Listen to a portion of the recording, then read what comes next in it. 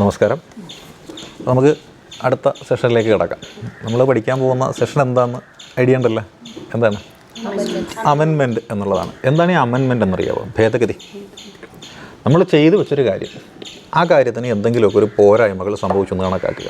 നമ്മൾ എന്ത് ചെയ്യുന്നവരത് തിരുത്തും അല്ലേ? ഇപ്പോൾ ഞാൻ എൻ്റെ പേര് ഇവിടെ എഴുതിയാണ്, SREERAM എന്നാണ് എൻ്റെ പേര്. ഞാൻ എഴുതാതെ AM എന്ന് മാത്രമാക്കി വെച്ചു.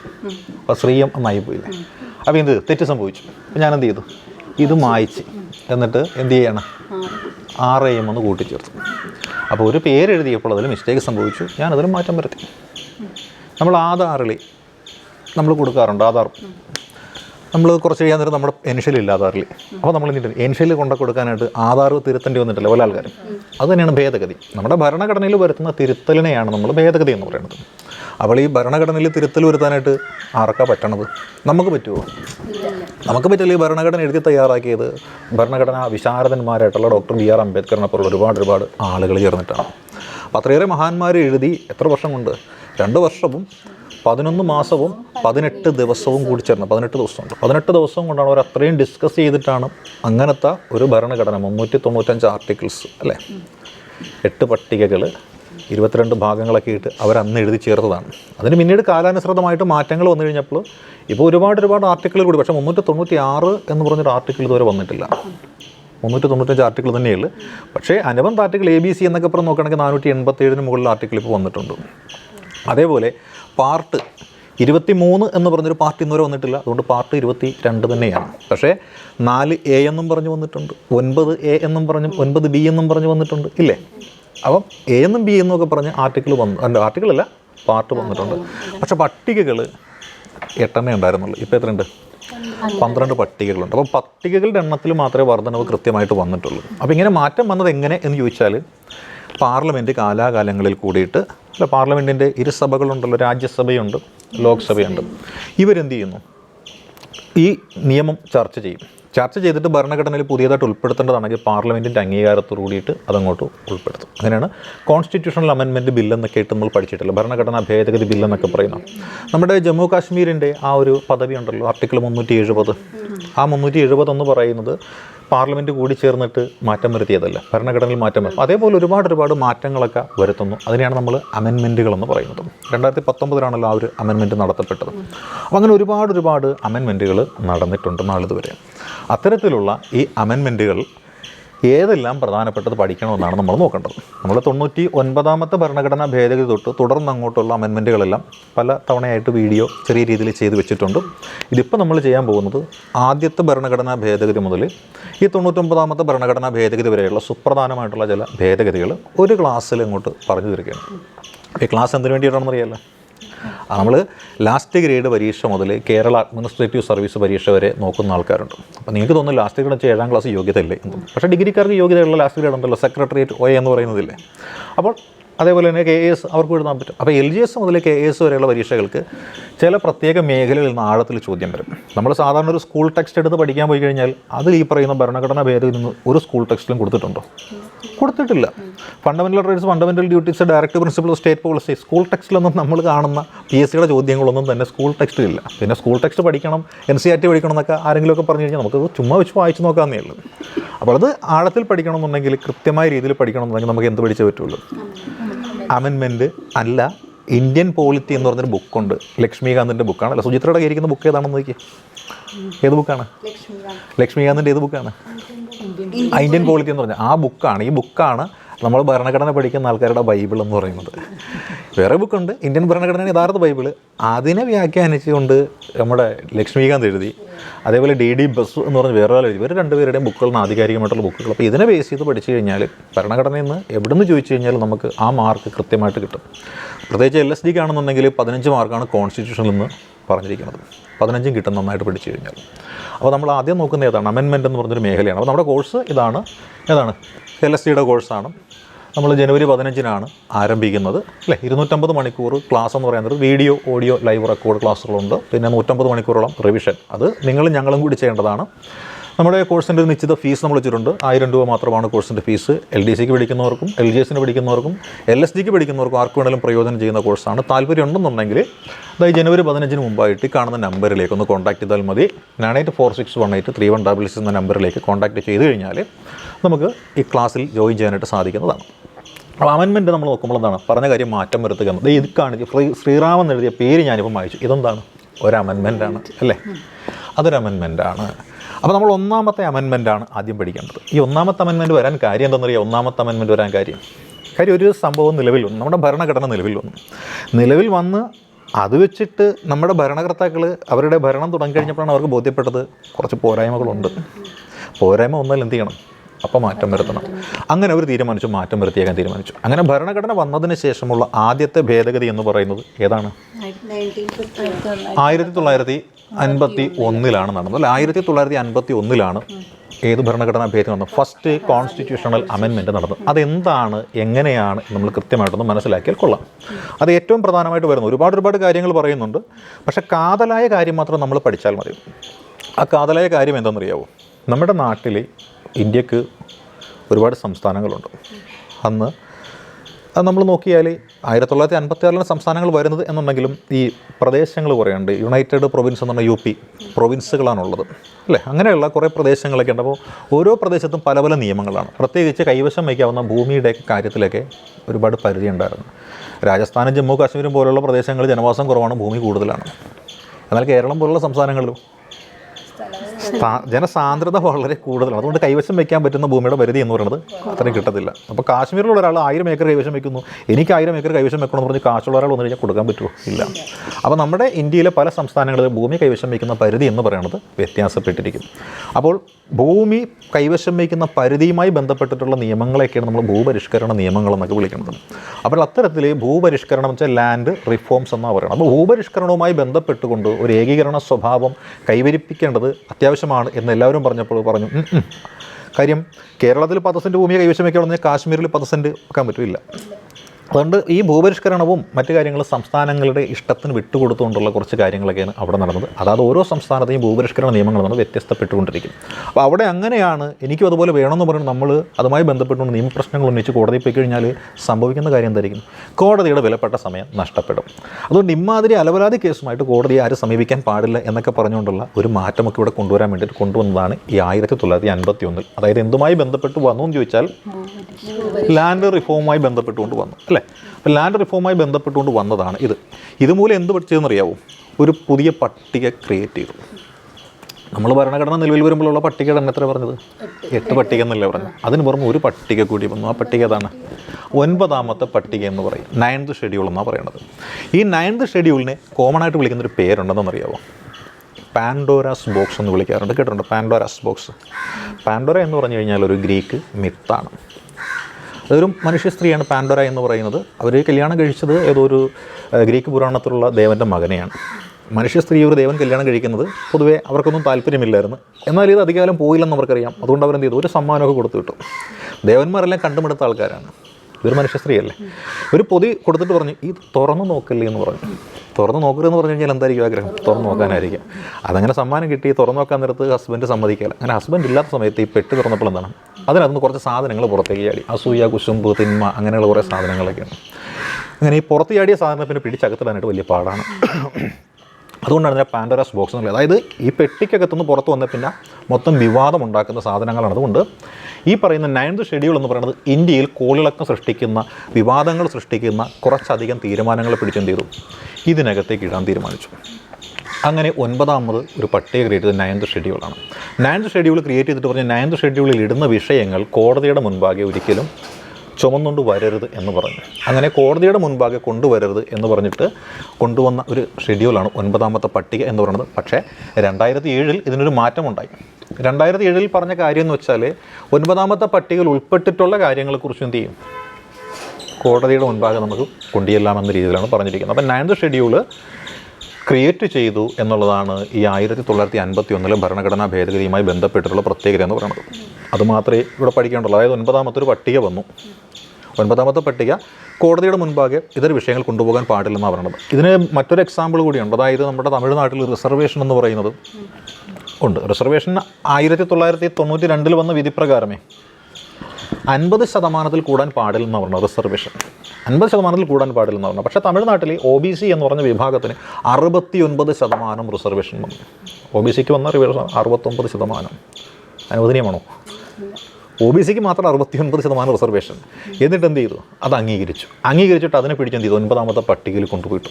9ാമത്തെ പട്ടികയിൽ പെടുത്തി കഴിഞ്ഞ് എന്ത് ചെയ്യാൻ പാടില്ല? കോടതിക്ക് മുമ്പാകെ ചോദ്യം ചെയ്യാൻ പാടില്ലെന്നാണ് പറയുന്നത്. അങ്ങനെ തമിഴ്നാട്ടിൽ ഇപ്പോഴും എന്താണ് 69% റിസർവേഷൻ OBCക്കുണ്ട് അല്ലേ? അത് ഈ 9ാമത്തെ പട്ടികയിൽ പെടുത്തിരിക്കുക. 9ാമത്തെ പട്ടികയിൽ അതാണ് അതിനെ പാൻഡോരാസ് ബോക്സ് എന്ന് പോലും പേരിട്ടുകൊണ്ട് വിശേഷിപ്പിച്ചിരിക്കുന്നത്. ഇത് വന്നത് 1951 കേട്ടോ. അപ്പോൾ ഇതാണ് 1ാമത്തെ ഭരണഘടനാ ഭേദഗതിയുമായി ബന്ധപ്പെട്ടുകൊണ്ട് നമ്മൾ പഠിക്കേണ്ടുന്ന കാര്യമെന്ന് പറയുന്നത്. 1ാമത്തെ പട്ടിക മനസ്സിലായല്ലോ. അടുത്ത 2ാമത്തെ പട്ടികയിലേക്ക് നമുക്ക് നോക്കാം. എന്താണ് 2ാമത്തെ പട്ടിക? 2ാമത്തെ പട്ടിക തൊട്ടിങ്ങോട്ട് ഒരുപാട് പട്ടികകളുണ്ട്. പക്ഷേ അതൊന്നും നമ്മൾ പഠിക്കേണ്ട കാര്യമില്ല. നമ്മൾ പഠിക്കേണ്ടുന്നത് പരീക്ഷയ്ക്ക് ചോദ്യങ്ങൾ വരാൻ ചാൻസുള്ള പ്രധാനപ്പെട്ട പട്ടിക. അതായത് പഠിക്കുമ്പോൾ കാടും പടലും തല്ലിപ്പിടിച്ചിട്ട് കാര്യമില്ല. അതിനിടയിൽ കിടക്കുന്ന നമുക്ക് വേണ്ടുന്ന ഫലങ്ങൾ മാത്രം പറിച്ചെടുത്തുകൊണ്ട് പഠിക്കുകയാണ് നല്ലത് അല്ലേ? അങ്ങനെ നോക്കിയാൽ 1ാമത്തെ പട്ടിക കഴിഞ്ഞാൽ പിന്നെ പഠിക്കേണ്ടുന്ന പട്ടിക ഏതുണ്ടെന്നറിയാവോ? 7th Amendment Act ഉള്ളൂ അല്ലേ? 7th Amendment Act ആണ്. ഈ 7th Amendment Act എന്ന് പറയുമ്പോൾ 7ാമത്തെ ഭരണഘടനാ ഭേദഗതിയാണ്. ഇതെന്നാണ് വന്നെന്നറിയാവോ? 1956 1956 ഒരു പ്രത്യേകതയുണ്ട്. അതെന്താണെന്നറിയാമല്ലോ? നമ്മുടെ കേരള സംസ്ഥാനം രൂപീകരിക്കപ്പെട്ടത്. കേരളം മാത്രമേ രൂപീകരിക്കപ്പെട്ടിട്ടുള്ളൂ? അല്ല. കേരളത്തോടൊപ്പം ഒരുപാട് സംസ്ഥാനങ്ങൾ രൂപീകരിക്കപ്പെട്ടു. എത്ര സംസ്ഥാനങ്ങൾ? കേരളത്തോടൊപ്പം 14 സംസ്ഥാനങ്ങൾ. പിന്നെയോ സംസ്ഥാനങ്ങളല്ലാത്ത കുറച്ച് പ്രദേശങ്ങളുണ്ടല്ലോ. യൂണിയൻ ടെറിട്ടറി, കേന്ദ്രഭരണ പ്രദേശങ്ങൾ. എത്ര എണ്ണം ഉണ്ടായിരുന്നു? 6 അന്നത്തെ കാലത്ത് 6 കേന്ദ്രഭരണ പ്രദേശം. അപ്പോൾ 14 സംസ്ഥാനങ്ങളും 6 കേന്ദ്രഭരണ പ്രദേശങ്ങളും രൂപീകരിക്കപ്പെട്ടു എന്നുള്ളതാണ് ഇതിന് പ്രത്യേകത. അപ്പോൾ എങ്ങനെ രൂപീകരിക്കപ്പെട്ടു എന്നറിയാവോ? ഇത് നമ്മുടെ ഇന്ത്യയിൽ ബഹുസ്വരതയാണുള്ളതെന്നാണ് പറയുന്നത്. ബഹുസ്വരത എന്ന് വെച്ചാൽ ബഹുഭാഷകൾ സംസാരിക്കുന്ന ആൾക്കാരാണെന്നാണ് പറയുന്നത് അല്ല. മലയാളിയുണ്ട്, തമിഴനുണ്ട്, കൊങ്ങിണിയുണ്ട്, ബംഗാളിയുണ്ട്, മറാഠിയുണ്ട്, ഗുജറാത്തിയുണ്ട്. അങ്ങനെ ഒരുപാട് ഭാഷകൾ സംസാരിക്കുന്ന ആൾക്കാരല്ലേ നമുക്കിവിടെ ഉള്ളത്. അപ്പോൾ ഇങ്ങനെയുള്ള ഈ ആളുകളുടെ ഇടയിൽ നിന്നും നമുക്ക് എന്ത് വേണം? ഒരു യൂണിറ്റി ഉണ്ടാവണം. അങ്ങനെയുള്ള ആഗ്രഹത്തിൻ്റെ അടിസ്ഥാനത്തിലാണ് നമ്മൾ നമ്മുടെ രാജ്യം രൂപീകരിച്ചത്. പക്ഷേ എന്നാലും നാനാത്വത്തിൽ ഏകത്വം എന്ന് പറഞ്ഞാൽ ബഹുസ്വരത നമുക്ക് പ്രധാനപ്പെട്ടതല്ലേ. അങ്ങനെ ഈ പറയുന്ന സംസ്ഥാനങ്ങളെ നമ്മൾ ഒരേപോലെ കൊണ്ടുപോയിക്കൊണ്ടിരുന്ന കാലഘട്ടത്തിൽ, ബ്രിട്ടീഷുകാർ കൊണ്ടുപോയിക്കൊണ്ടിരുന്ന കാലഘട്ടത്തിൽ ബാലഗംഗാധര തിലകനാണ് ആദ്യമായിട്ട് പറഞ്ഞത് എന്ത് വേണം? ഞങ്ങൾക്ക് ഐക്യം ഉണ്ടാവണം. നിങ്ങൾ ഞങ്ങൾ ഭരിക്കുന്നത് എങ്ങനെയാണ്? ബംഗാൾ എന്നും പറഞ്ഞൊരു പ്രവിശ്യ ഉണ്ടാക്കിയിട്ട് നിങ്ങൾ ഭരിക്കുന്നു. ആ ബംഗാളി ഭാഷ സംസാരിക്കുന്ന ആളിവിടെയുണ്ട് അല്ലേ? ഒറിയ ഭാഷ സംസാരിക്കുന്ന ആളിവിടെയുണ്ട്, ഹിന്ദി സംസാരിക്കുന്ന ആളിവിടെയുണ്ട്, ആസാമി സംസാരിക്കുന്ന ആളിവിടെയുണ്ട്. മദ്രാസ് എന്ന് പറഞ്ഞൊരു പ്രവിശ്യ നിങ്ങളുണ്ടാക്കും. എന്നിട്ട് അവിടെ തമിഴ് സംസാരിക്കുന്നവനുണ്ട്, തെലുങ്ക് സംസാരിക്കുന്നവനുണ്ട്, കന്നഡ സംസാരിക്കുന്നവനുണ്ട്, മലയാളം സംസാരിക്കുന്നവനുണ്ട്.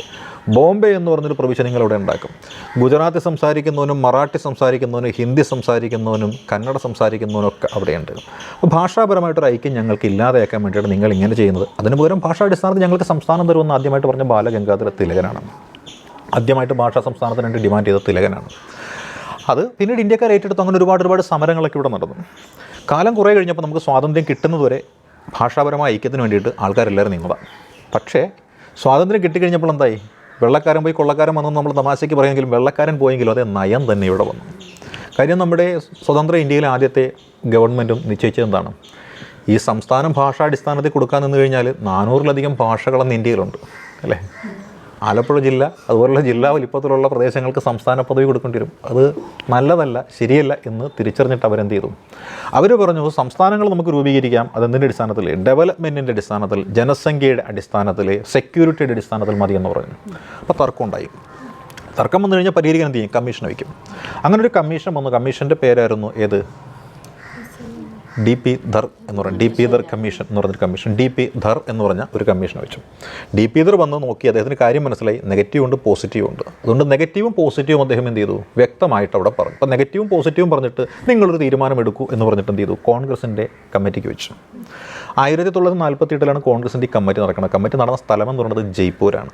ജയ്പൂരിൽ വെച്ച് നടന്ന കോൺഗ്രസിൻ്റെ അധ്യക്ഷൻ്റെ പേരറിയാലുകാരാണ് പട്ടാഭി സീതാരാമയ്യാണ്. പട്ടാഭി സീതാരാമയ്യ എന്ത് ചെയ്തു? ഈ DP ധർ കമ്മിറ്റിയുടെ റിപ്പോർട്ട് പഠിച്ച് തീരുമാനമെടുക്കാൻ വേണ്ടിയിട്ട് 3 പേരടങ്ങുന്ന ഒരു കമ്മിറ്റി വെച്ചു.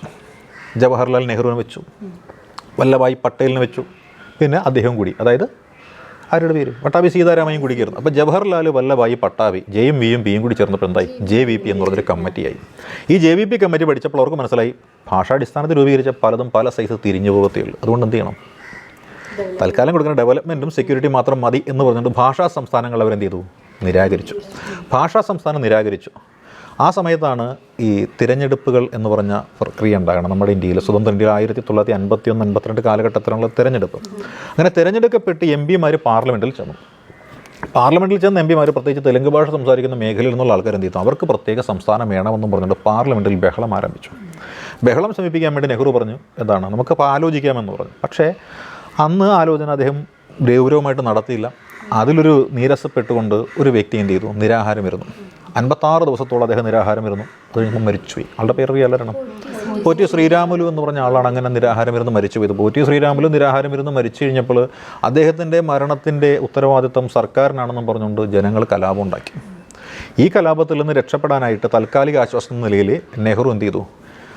ആന്ധ്ര എന്ന് പറഞ്ഞൊരു സംസ്ഥാനം മദ്രാസ് പ്രവിശ്യയിൽ നിന്ന് ക്രിയേറ്റ് ചെയ്ത് കൊടുത്തു. അതാണ് 1953 ഒക്ടോബർ മാസം 1-ാം തീയതിയാണ് കേട്ടോ. 1953 ഒക്ടോബർ മാസം 1-ാം തീയതിയാണ് ഈ സംസ്ഥാനം.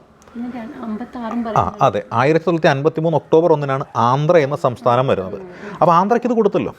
ആന്ധ്രയ്ക്ക് കൊടുത്തു കഴിഞ്ഞപ്പോൾ ഇപ്പുറത്ത് മദ്രാസിൻ്റെ ഭാഗമായിട്ടുള്ള ആൾക്കാർ, മലയാളിയുണ്ട്, തമിഴനുണ്ട്, തെലുങ്കനുണ്ട്, കന്നഡയുണ്ട്, അവരവർ പ്രത്യേക സംസ്ഥാനങ്ങൾക്ക് ഡിമാൻഡ് ചെയ്യാൻ തുടങ്ങി. ബോംബെയിൽ പ്രശ്നം വന്നു, ബംഗാളിൽ പ്രശ്നം. അത് ഒരെണ്ണത്തിനെ എടുത്ത് പുറത്തിടുമ്പോൾ 9 ചാടി പുറത്ത് എന്ന് പറഞ്ഞ അവസ്ഥയായി. ഇപ്പോൾ എന്ത് ചെയ്യാൻ പറ്റും?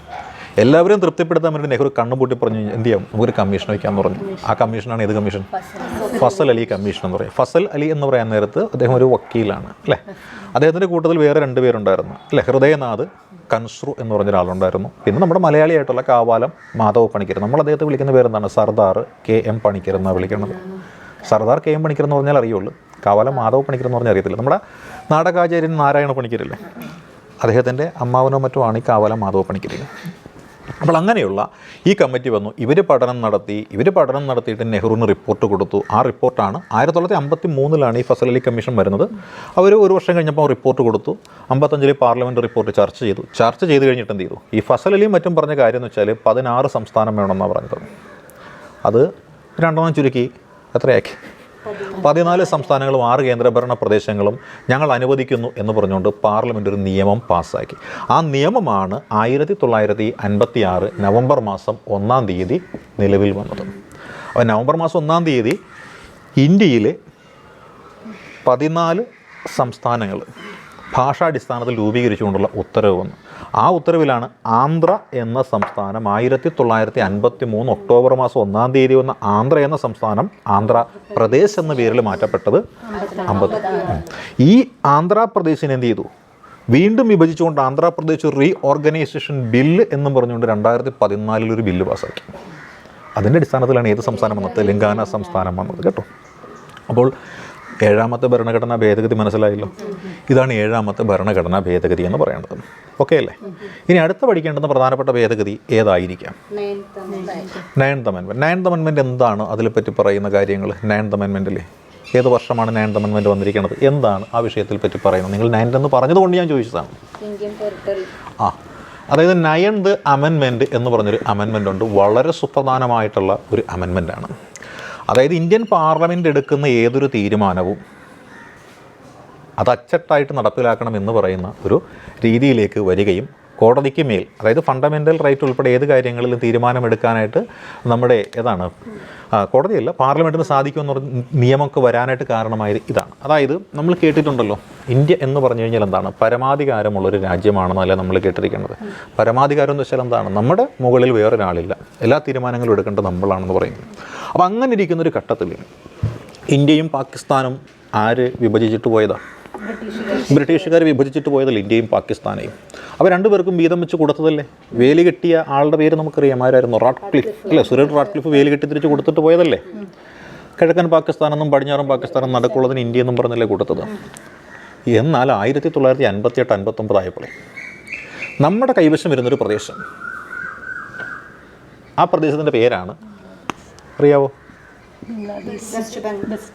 ബെരുബാറി എന്ന് പറഞ്ഞൊരു പ്രദേശമുണ്ട്. ബെരുബാറി അത് പശ്ചിമ ബംഗാളിലുണ്ടായിരുന്ന പ്രദേശമാണ്, നമ്മുടെ വെസ്റ്റ് ബംഗാളിലുണ്ടായിരുന്ന പ്രദേശമാണ്. ഈ പ്രദേശത്തെ നമ്മുടെ പാർലമെൻറ്റ് കിഴക്കൻ പാകിസ്ഥാൻ അങ്ങോട്ട് സമ്മാനം കൊടുത്തു വെച്ചു. നമ്മൾ ചായക്കിടയ്ക്ക് ഒരു ചായ കുടിച്ചിട്ട് ടിപ്പ് കൊടുക്കത്തില്ലേ, അതേപോലെ നമ്മൾ എന്ത് ചെയ്തു? ഈ പറയുന്നവർക്ക് കൊടുത്തിട്ടു 1958. അപ്പോൾ നമ്മുടെ പരമാധികാരമുള്ളൊരു പ്രദേശം പാകിസ്ഥാൻ എന്തിനാണ് അടിയറ വെച്ചതെന്ന് ചോദിച്ചുകൊണ്ട് കുറേ ആൾക്കാർ, ഒരു 10ഓളം ആൾക്കാർ എന്ത് ചെയ്തു, കോടതിയിൽ കേസിന് പോയി. കോടതിയിൽ കേസിന് പോയപ്പോൾ ആ കേസ് എന്നുള്ളത് കോടതിയുടെ പരിഗണനയിലേക്ക് ഇരിക്കുന്ന സമയത്ത് അത് പ്രിയാമ്പിളുമായി ബന്ധപ്പെട്ടിട്ടുള്ളൊരു കേസാണ്, നമ്മുടെ സോവറിൻറ്റി എന്ന് പറയുന്നതുമായി ബന്ധപ്പെട്ടിട്ടുള്ളൊരു കേസാണ്. അപ്പോൾ പ്രിയാമ്പിളുമായി ബന്ധപ്പെട്ട് വന്നിട്ടുള്ള കേസുകൾ നോക്കിയാൽ കേശവാനന്ദ ഭാരതിയുടെ ഒരു കേസുണ്ട്, ഈ പറയുന്നൊരു കേസുണ്ട്, അങ്ങനെ ഒരുപാട് കേസ്. അതിൽ പ്രധാനപ്പെട്ട ഒരു കേസ് ബെരുബാറി എൻക്ലേവുമായി ബന്ധപ്പെട്ട കേസാണ്. അപ്പോൾ ഈ ഒരു കേസിന് കോടതിയുടെ മുൻപാകെ ചെല്ലുമ്പോൾ പാർലമെൻറ്റിന് പവർ കിട്ടാൻ വേണ്ടി പാർലമെൻറ്റ് എന്ത് ചെയ്തു, ഈ പറയുന്ന 9th അമെൻമെൻറ്റ് ആക്ട് പാസ്സാക്കി. ഏത് വർഷമാണ് സുചിത്ര പാസ്സാക്കിയത് 9th അമെൻമെൻറ്റ് ആക്ട് പാസ്സാക്കിയ വർഷം? 1960. 1960 9ാമത്തെ അമെൻമെൻറ്റ് ആക്ട് എന്ന് പറഞ്ഞൊരു ആക്ട് പാസ്സാക്കി. എന്നിട്ട് എന്ത് ചെയ്തു, ഈ ബെരുബാറി എന്ന് പറഞ്ഞ പ്രദേശം പാകിസ്ഥാന് കൈമാറ്റം ചെയ്ത ആ പാർലമെൻറ്റിൻ്റെ തീരുമാനം എന്ത് ചെയ്തു, ഭരണഘടനാപരമായിട്ട് ശരിയാണെന്ന് പറഞ്ഞ് സ്ഥാപിച്ചു കൊടുത്തു. അപ്പോൾ ഇന്ത്യയുടെ കൈവശം വരുന്ന ബെരുബാറി എന്ന് പറഞ്ഞ പ്രദേശം പാകിസ്ഥാന് കൊടുത്തിട്ട് എന്ത് ചെയ്തു, അത് ഭരണഘടനാപരമായിട്ട് ശരിയാണെന്ന് സ്ഥാപിച്ചു. അതാണ് 9ാമത്തെ ഭരണഘടനാ ഭേദഗതി. സാധാരണഗതിയിൽ ഇതാരും അധികം പഠിക്കാറില്ല. ബെരുബാറിയെക്കുറിച്ചുള്ള കേസുകൾ ബെരുബാറി എന്ന് വെച്ചാൽ പാകിസ്ഥാന് കൊടുത്തു, ആ ഒരു രീതിയുള്ളൂ. പക്ഷേ ഏത് ഭരണഘടനാ ഭേദഗതി പ്രകാരമാണ് കൊടുത്തത് എന്ന് ഒരുമാതിരിപ്പെട്ട ആൾക്കാരും തന്നെ അങ്ങനെ നോക്കാറില്ല കേട്ടോ. ഇതാണ് 9th അമെൻമെൻറ്റ് ആക്ട് എന്ന് പറയുന്നത്. അപ്പോൾ നമ്മൾ മൊത്തം ഇപ്പോൾ 3 പഠിച്ചു. 3 വ്യക്തമല്ലേ? പിന്നെ നമുക്ക് 4ാമത്തേക്ക് പോകാം. 4ാമത്തെ എന്ന് പറയാൻ നേരത്ത് 4ാമത്തെ ഭേദഗതിയല്ല, അടുത്ത 4ാമത്തെ പ്രധാനപ്പെട്ട ഭേദഗതി ഏതാണ് എന്ന് നമുക്ക് നോക്കാം. ഏത് പറയാൻ പറ്റും നമുക്ക് 9ാമത്തെ കഴിഞ്ഞ് കഴിഞ്ഞാൽ? 10th amendment act. വർഷം ഏതാണ്? 1961. ഏത് വിഷയം ഓർക്കുന്നുണ്ടോ? എന്തുമായി ബന്ധപ്പെട്ടായിരിക്കും 10th അമെൻമെൻറ്റ് ആക്ട്? എന്തിനെ പറ്റിയാണ് പ്രതിപാദിക്കുന്നത്? എന്തായിരിക്കാം 10th അമെൻമെൻറ്റ് ആക്ടിലുള്ളത്? പറയൂ സുചിത്ര. ദാദ്ര ആൻഡ് നാഗർ ഹവേലി. ദാദ്ര നാഗർ ഹവേലി പേര് കേൾക്കുമ്പോൾ എന്ത് തോന്നും? ഹൽവ പോലെ തോന്നുന്നു അല്ലേ? ഈ പ്രദേശങ്ങൾ നമ്മുടെ കയ്യിലുണ്ടായിരുന്നായിരുന്നു. ഭരണഘടന 1950 ജനുവരി മാസം 26 നിലവിൽ വരുമ്പോൾ ഈ പ്രദേശങ്ങൾ ഇന്ത്യയുടെ കൈവശം ഉണ്ടായിരുന്നു.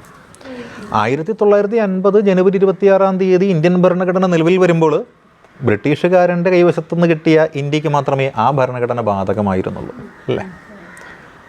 54 ഫ്രഞ്ചുകാരൻ്റെ കയ്യിൽ നിന്ന് നമുക്ക് കുറച്ച് പ്രദേശങ്ങൾ കിട്ടിയത്. ഗോവ നമുക്ക് കിട്ടിയതെന്നാണ് 61 ഗോവയിൽ നിന്ന് പോർച്ചുഗീസുകാർ പോയത്. അപ്പോൾ ആ പ്രദേശങ്ങളൊക്കെ നമ്മുടെ കയ്യിൽ കിട്ടിയത് ഇന്ത്യൻ ഭരണഘടന നിലവിൽ വന്നു കഴിഞ്ഞാൽ. അപ്പോൾ നമ്മൾ കേട്ടിട്ടില്ല, നമുക്ക് ഭരണഘടന എന്ന് പറയണത് പല രീതിയിൽ അല്ലേ, പൗരത്വം കൊടുക്കുന്നു, ഇൻകോർപ്പറേഷൻ ഓഫ് ടെറിട്ടറി എന്ന് കേട്ടിട്ടില്ലേ? ജന്മനായുള്ളത്, ആർജിതമായത്, രജിസ്ട്രേഷൻ മുഖാന്തരമുള്ളത് അല്ലേ, കാലങ്ങൾ താമസിച്ച് കിട്ടുന്നത്, പിടിച്ചെടുക്കപ്പെട്ട പ്രദേശങ്ങളിലുള്ളവർക്ക് കൊടുക്കുന്നത്.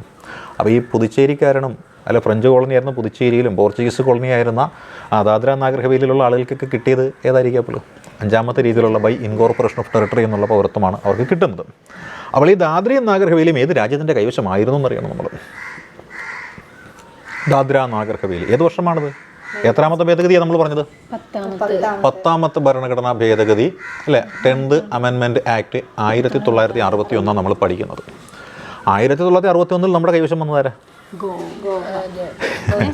ഗോവയാണ് അല്ലേ? ഗോവയും പോർച്ചുഗീസുകാരുടെ കുറച്ചധികം പ്രദേശങ്ങൾ. ഗോവ കേട്ടിട്ടില്ലേ നിങ്ങൾ? ദാമൻ, ദിയു, സിൽവാസ അല്ലേ, ദാദ്ര നാഗർ ഹവേലി ഇങ്ങനെയുള്ള പ്രദേശങ്ങൾ കംപ്ലീറ്റ് പോർച്ചുഗീസുകാരുടെ കയ്യിലിരുന്നതാണ്. ഈ പ്രദേശങ്ങൾ മൊത്തത്തിൽ നമ്മൾ എന്ത് ചെയ്തു? നമ്മൾ ഇന്ത്യ ഇങ്ങോട്ട് കൂട്ടിച്ചേർത്തു. അങ്ങനെ കൂട്ടിച്ചേർത്ത് നമ്മൾ നമ്മുടേതാക്കി മാറ്റി. Incorporated the territories of Dadra and Nagar Haveli എന്നാണ് നമ്മൾ പറയുന്നത്. ദാദ്രയും നാഗർ ഹവേലിയും ഇന്ത്യൻ പ്രദേശങ്ങളായിട്ട് കൂട്ടിച്ചേർക്കപ്പെട്ട ഭരണഘടനാ ഭേദഗതി ഏതെന്നേ ചോദിക്കുകയുള്ളൂ. ആ ഭരണഘടനാ ഭേദഗതിയാണ് 10ാമത്തെ ഭരണഘടനാ ഭേദഗതി എന്ന് പറയുന്നത്. 10th അമെൻമെൻറ്റ് ആക്ട് എന്ന് പറയുന്നത്. ദാദ്ര നാഗർ ഹവേലി ഇവയെല്ലാം നമ്മുടേതായിട്ട് നമ്മളെടുത്തു. അതാണ് സംഭവിച്ചത്. ആരുടെ കയ്യിൽ നിന്നാണ്? പോർച്ചുഗീസുകാരുടെ കയ്യിൽ നിന്ന് എടുത്തു. ആ ഭേദഗതിയാണ് ഏത് ഭേദഗതി? 10th അമെൻമെൻറ്റ് എന്ന് പറയുന്നത്. കിട്ടിയില്ലേ? അടുത്ത ഭരണഘടനാ ഭേദഗതി പ്രധാനപ്പെട്ടത് ഏത് വരാം? 12th എന്ന് പറയുന്നത്. 12th എന്ന് പറയാൻ നേരത്ത് വർഷം ഏത് വരും?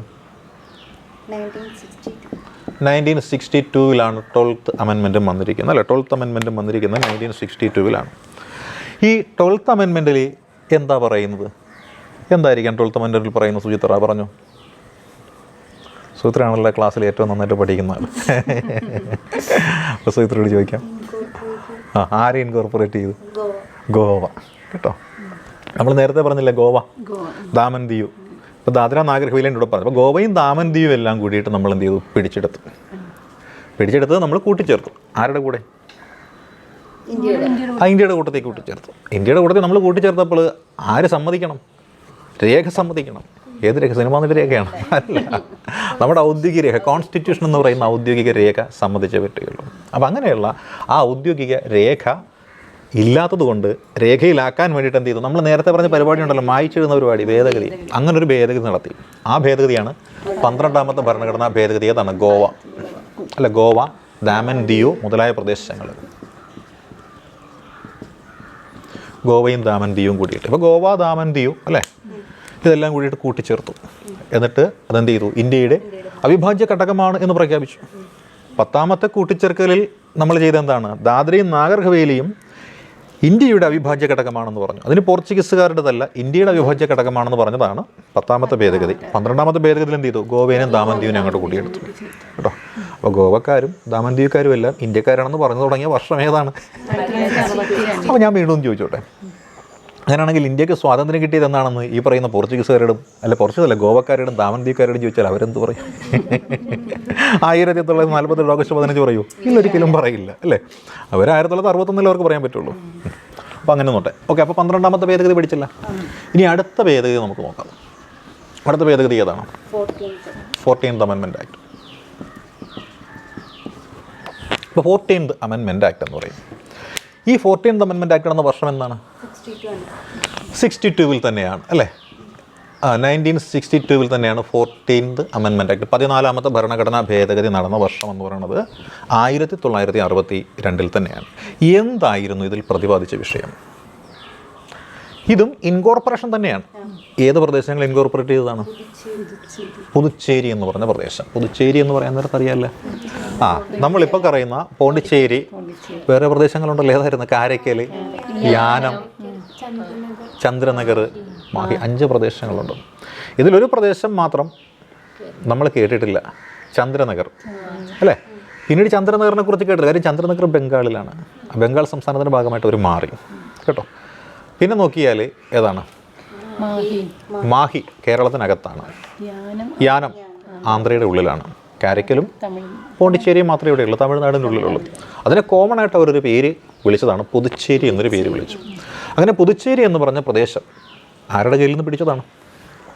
ഫ്രഞ്ചുകാരുടെ കൈവശത്ത് നിന്ന് പിടിച്ചതാണ് അല്ലേ. എന്നാണ് ഫ്രഞ്ചുകാർ ഇന്ത്യയിൽ നിന്നും പോയത് അറിയാവോ? 54 ഫ്രഞ്ചുകാർ ഇന്ത്യയിൽ നിന്ന് പോയി. ട്രീറ്റി ഓഫ് അസഷൻ പ്രകാരം എന്ത് ചെയ്തു? അവരുടെ കയ്യിലുള്ള കംപ്ലീറ്റ് സെറ്റിൽമെൻറ്റ്സ് നമുക്ക് തന്നു. എന്നിട്ട് പറഞ്ഞു, ഞങ്ങൾ പോവുകയാണ്, ഞങ്ങളുടെ ജനങ്ങളെ, ഞങ്ങളുടെ ഫ്രഞ്ച് പൗരന്മാർ നിങ്ങൾ നല്ല രീതിയിൽ നോക്കിക്കോണമെന്ന് പറഞ്ഞു. അപ്പോൾ നമ്മൾ എന്ത് ചെയ്തു? അവിടെ ഒരു ഹിതപരിശോധന നടത്തി. അപ്പോൾ അവർ പറഞ്ഞ കാര്യം എന്നറിയാമോ? ബ്രിട്ടീഷുകാർ ഭരിച്ച പ്രദേശങ്ങളുണ്ടല്ലോ, ആ പ്രദേശങ്ങളുമായിട്ട് പൊരുത്തപ്പെട്ടു പോകാൻ ഞങ്ങൾക്ക് കഴിയില്ല. കാരണം ബ്രിട്ടീഷുകാർ 1600 വന്നിട്ട് അവർ 1757 പ്ലാസി യുദ്ധം മുതലൂടെ അടക്കി ഭരിക്കുന്ന ആൾക്കാരാണ്. ഏതാണ്ട് അതേ കാലയളവിൽ 1757 തൊട്ടുള്ള കാലയളവിൽ ഫ്രഞ്ചുകാരും ബ്രിട്ടീഷുകാരും തമ്മിൽ ഒരുപാട് യുദ്ധം നടന്നിട്ടില്ലേ? നമ്മൾ കർണാട്ടിക് യുദ്ധം എന്നൊക്കെ പറഞ്ഞിട്ടില്ലേ? അപ്പോൾ ഇവർ തമ്മിൽ എതിർപ്പാണ്. അപ്പോൾ ഫ്രഞ്ചുകാരൻ്റെ ഭരണരീതി ഇംഗ്ലീഷുകാരുടെ ഭരണരീതിയും രണ്ടും രണ്ടാണ്. അപ്പോൾ ഈ 2 ഭരണരീതിയിൽ നിന്ന ആൾക്കാരായതുകൊണ്ട് ഈ കൂടുതലും ഇന്ത്യയുടെ പ്രദേശം ബ്രിട്ടീഷുകാരുടെ ഭരണരീതി ആയതുകൊണ്ട് അതിനോട് പൊരുത്തപ്പെടാൻ ഞങ്ങൾക്ക് ബുദ്ധിമുട്ടുണ്ട്. അതുകൊണ്ട് ഞങ്ങളെ ഫ്രഞ്ചുകാർ ഭരിച്ച പോലെ ഭരിച്ചാൽ മതിയെന്ന് ഇവർ ഡിമാൻഡ് വെച്ചു. ആ ഡിമാൻഡ് നമ്മൾ എന്ത് ചെയ്തു? അംഗീകരിച്ചു. അതുകൊണ്ട് അവർ നമ്മൾ എന്താക്കി? പ്രത്യേകമായിട്ട് നേരിട്ട് ഭരിക്കുന്ന രീതിയിലൊരു കേന്ദ്ര ഭരണ സെറ്റപ്പിലേക്ക് കൊണ്ടുവന്നു. ഒരുപാട് ആനുകൂല്യങ്ങളൊക്കെ അവിടെ കിട്ടും. പെട്രോളിന്, റേഷന്, എല്ലാത്തിനൊക്കെ നല്ല വിലക്കുറവല്ല ഇവിടെ. ജനിക്കണം അവിടെ എങ്ങനെ ജനിക്കണമായിരുന്നല്ലേ. അപ്പോൾ നമ്മൾ നോക്കിയാൽ ഈ 14th അമെൻമെൻറ്റ് ആക്ട് പ്രകാരം സംഭവിച്ച കാര്യം എന്ന് വെച്ചാൽ എന്താണ്? പുതുച്ചേരിയാണ്. പുതുച്ചേരി ഇൻകോർപ്പറേറ്റ് ചെയ്യപ്പെട്ടു അല്ലേ. ഇൻകോർപ്പറേറ്റഡ് പുതുച്ചേരി, ഇന്ത്യൻ ടെറിട്ടറി ആയിട്ട് പുതുച്ചേരി ഇൻകോർപ്പറേറ്റ് ചെയ്യപ്പെട്ട വർഷമാണ് ഏത് വർഷം? 1962 എന്ന് പറയുന്ന വർഷം അങ്ങനെയാണ് വരുന്നത്. അപ്പം 10, 12, 14 ഈസി അല്ലേ, 2ൻ്റെ ഗ്യാപ്പുകളിൽ. 10 എന്ന് പറയാൻ നേരത്ത് ദാദ്ര നാഗർ ഹവേലി, 12 എന്ന് പറയാൻ നേരത്ത് ഗോവ ദാമൻ ദിയു, 14 എന്ന് പറയാൻ നേരത്ത് പുതുച്ചേരി. പുതുച്ചേരി ഓർക്കുമ്പോൾ നമ്മൾ 5 ഘടകങ്ങൾ ഓർത്തേക്കണം. ചന്ദ്രനഗർ, യാനം, മാഹി, ഇത് 3 സംസ്ഥാനങ്ങളിലായിട്ട് അല്ലേ. ബംഗാൾ, കേരളം, ആന്ധ്ര, പിന്നെ കാരയ്ക്കലും പുതുച്ചേരി തമിഴ്നാട്ടിനുള്ളിൽ. ഇതാണ് 10ാമത്തെ ഭരണഘടനാ ഭേദഗതി എന്ന് പറയാം. 10 അല്ല, 14ാമത്തെ ഭരണഘടനാ ഭേദഗതി. 10, 12, 14 നമ്മൾ പഠിച്ച് മനസ്സിലാക്കിയിരിക്കുകയാണ് കേട്ടോ. ഓക്കെ, ഇത് അധികം പരീക്ഷയ്ക്ക് ചോദിച്ചിട്ടില്ല. പക്ഷേ മാർക്ക് നമ്മുടെ നഷ്ടപ്പെടുത്തണമെന്ന് ചോദ്യകർത്താവിന് തോന്നിക്കഴിഞ്ഞാൽ ചോദിക്കാൻ പറ്റുന്ന ഭേദഗതി തന്നെയാണ് ഇത് കേട്ടോ. അപ്പോൾ അടുത്ത ഭേദഗതി ഏതാണ് ഇത്ര പ്രധാനപ്പെട്ട വരുന്ന പഠിക്കേണ്ടുന്നത്? ഹിമാചൽ പ്രദേശ്, മണിപ്പൂർ, ത്രിപുര ആ സംസ്ഥാനങ്ങളിൽ സംസ്ഥാന സ്റ്റാറ്റസ് കൊടുത്തു. ഇത് വരാൻ നേരത്തിന് പ്രസക്തിയില്ല. അന്ന് അതൊക്കെ എല്ലാം എന്താണ്, ഒരു കേന്ദ്രഭരണ പ്രദേശം എന്ന് പറയുന്നൊരു ടെമ്പററി സ്റ്റാറ്റസിലുണ്ടായിരുന്ന പ്രദേശമാണ്. അവർക്ക് എല്ലാവർക്കും ഒരു സ്റ്റാറ്റസ് കൊടുത്തു എന്നേ ഉള്ളൂ. ഇത് വരാൻ നേരത്തതിൻ്റെ പ്രസക്തി 12ാമത്തെ ഭരണഘടനാ ഭേദഗതി എന്ന് പറയുന്നത് ഇവർ വരുമ്പോൾ അത് പോകും. അതാണ് പ്രസക്തമായത് മാത്രം നമ്മൾ ആയിട്ട് ശ്രമിക്കുക. ഓക്കെ, അടുത്ത 21st എന്ന് വെച്ചാൽ 21ാമത്തെ ഭരണഘടനാ ഭേദഗതിയാണ്. 21ാമത്തെ ഭരണഘടനാ ഭേദഗതി എന്ന് പറയുമ്പോൾ ഏത് വർഷം വന്നു എന്നറിയണ്ടേ? 67 വന്നു. ശരിയാണ്. പിന്നെന്താണ് അതിൽ പറയാൻ പറ്റുക?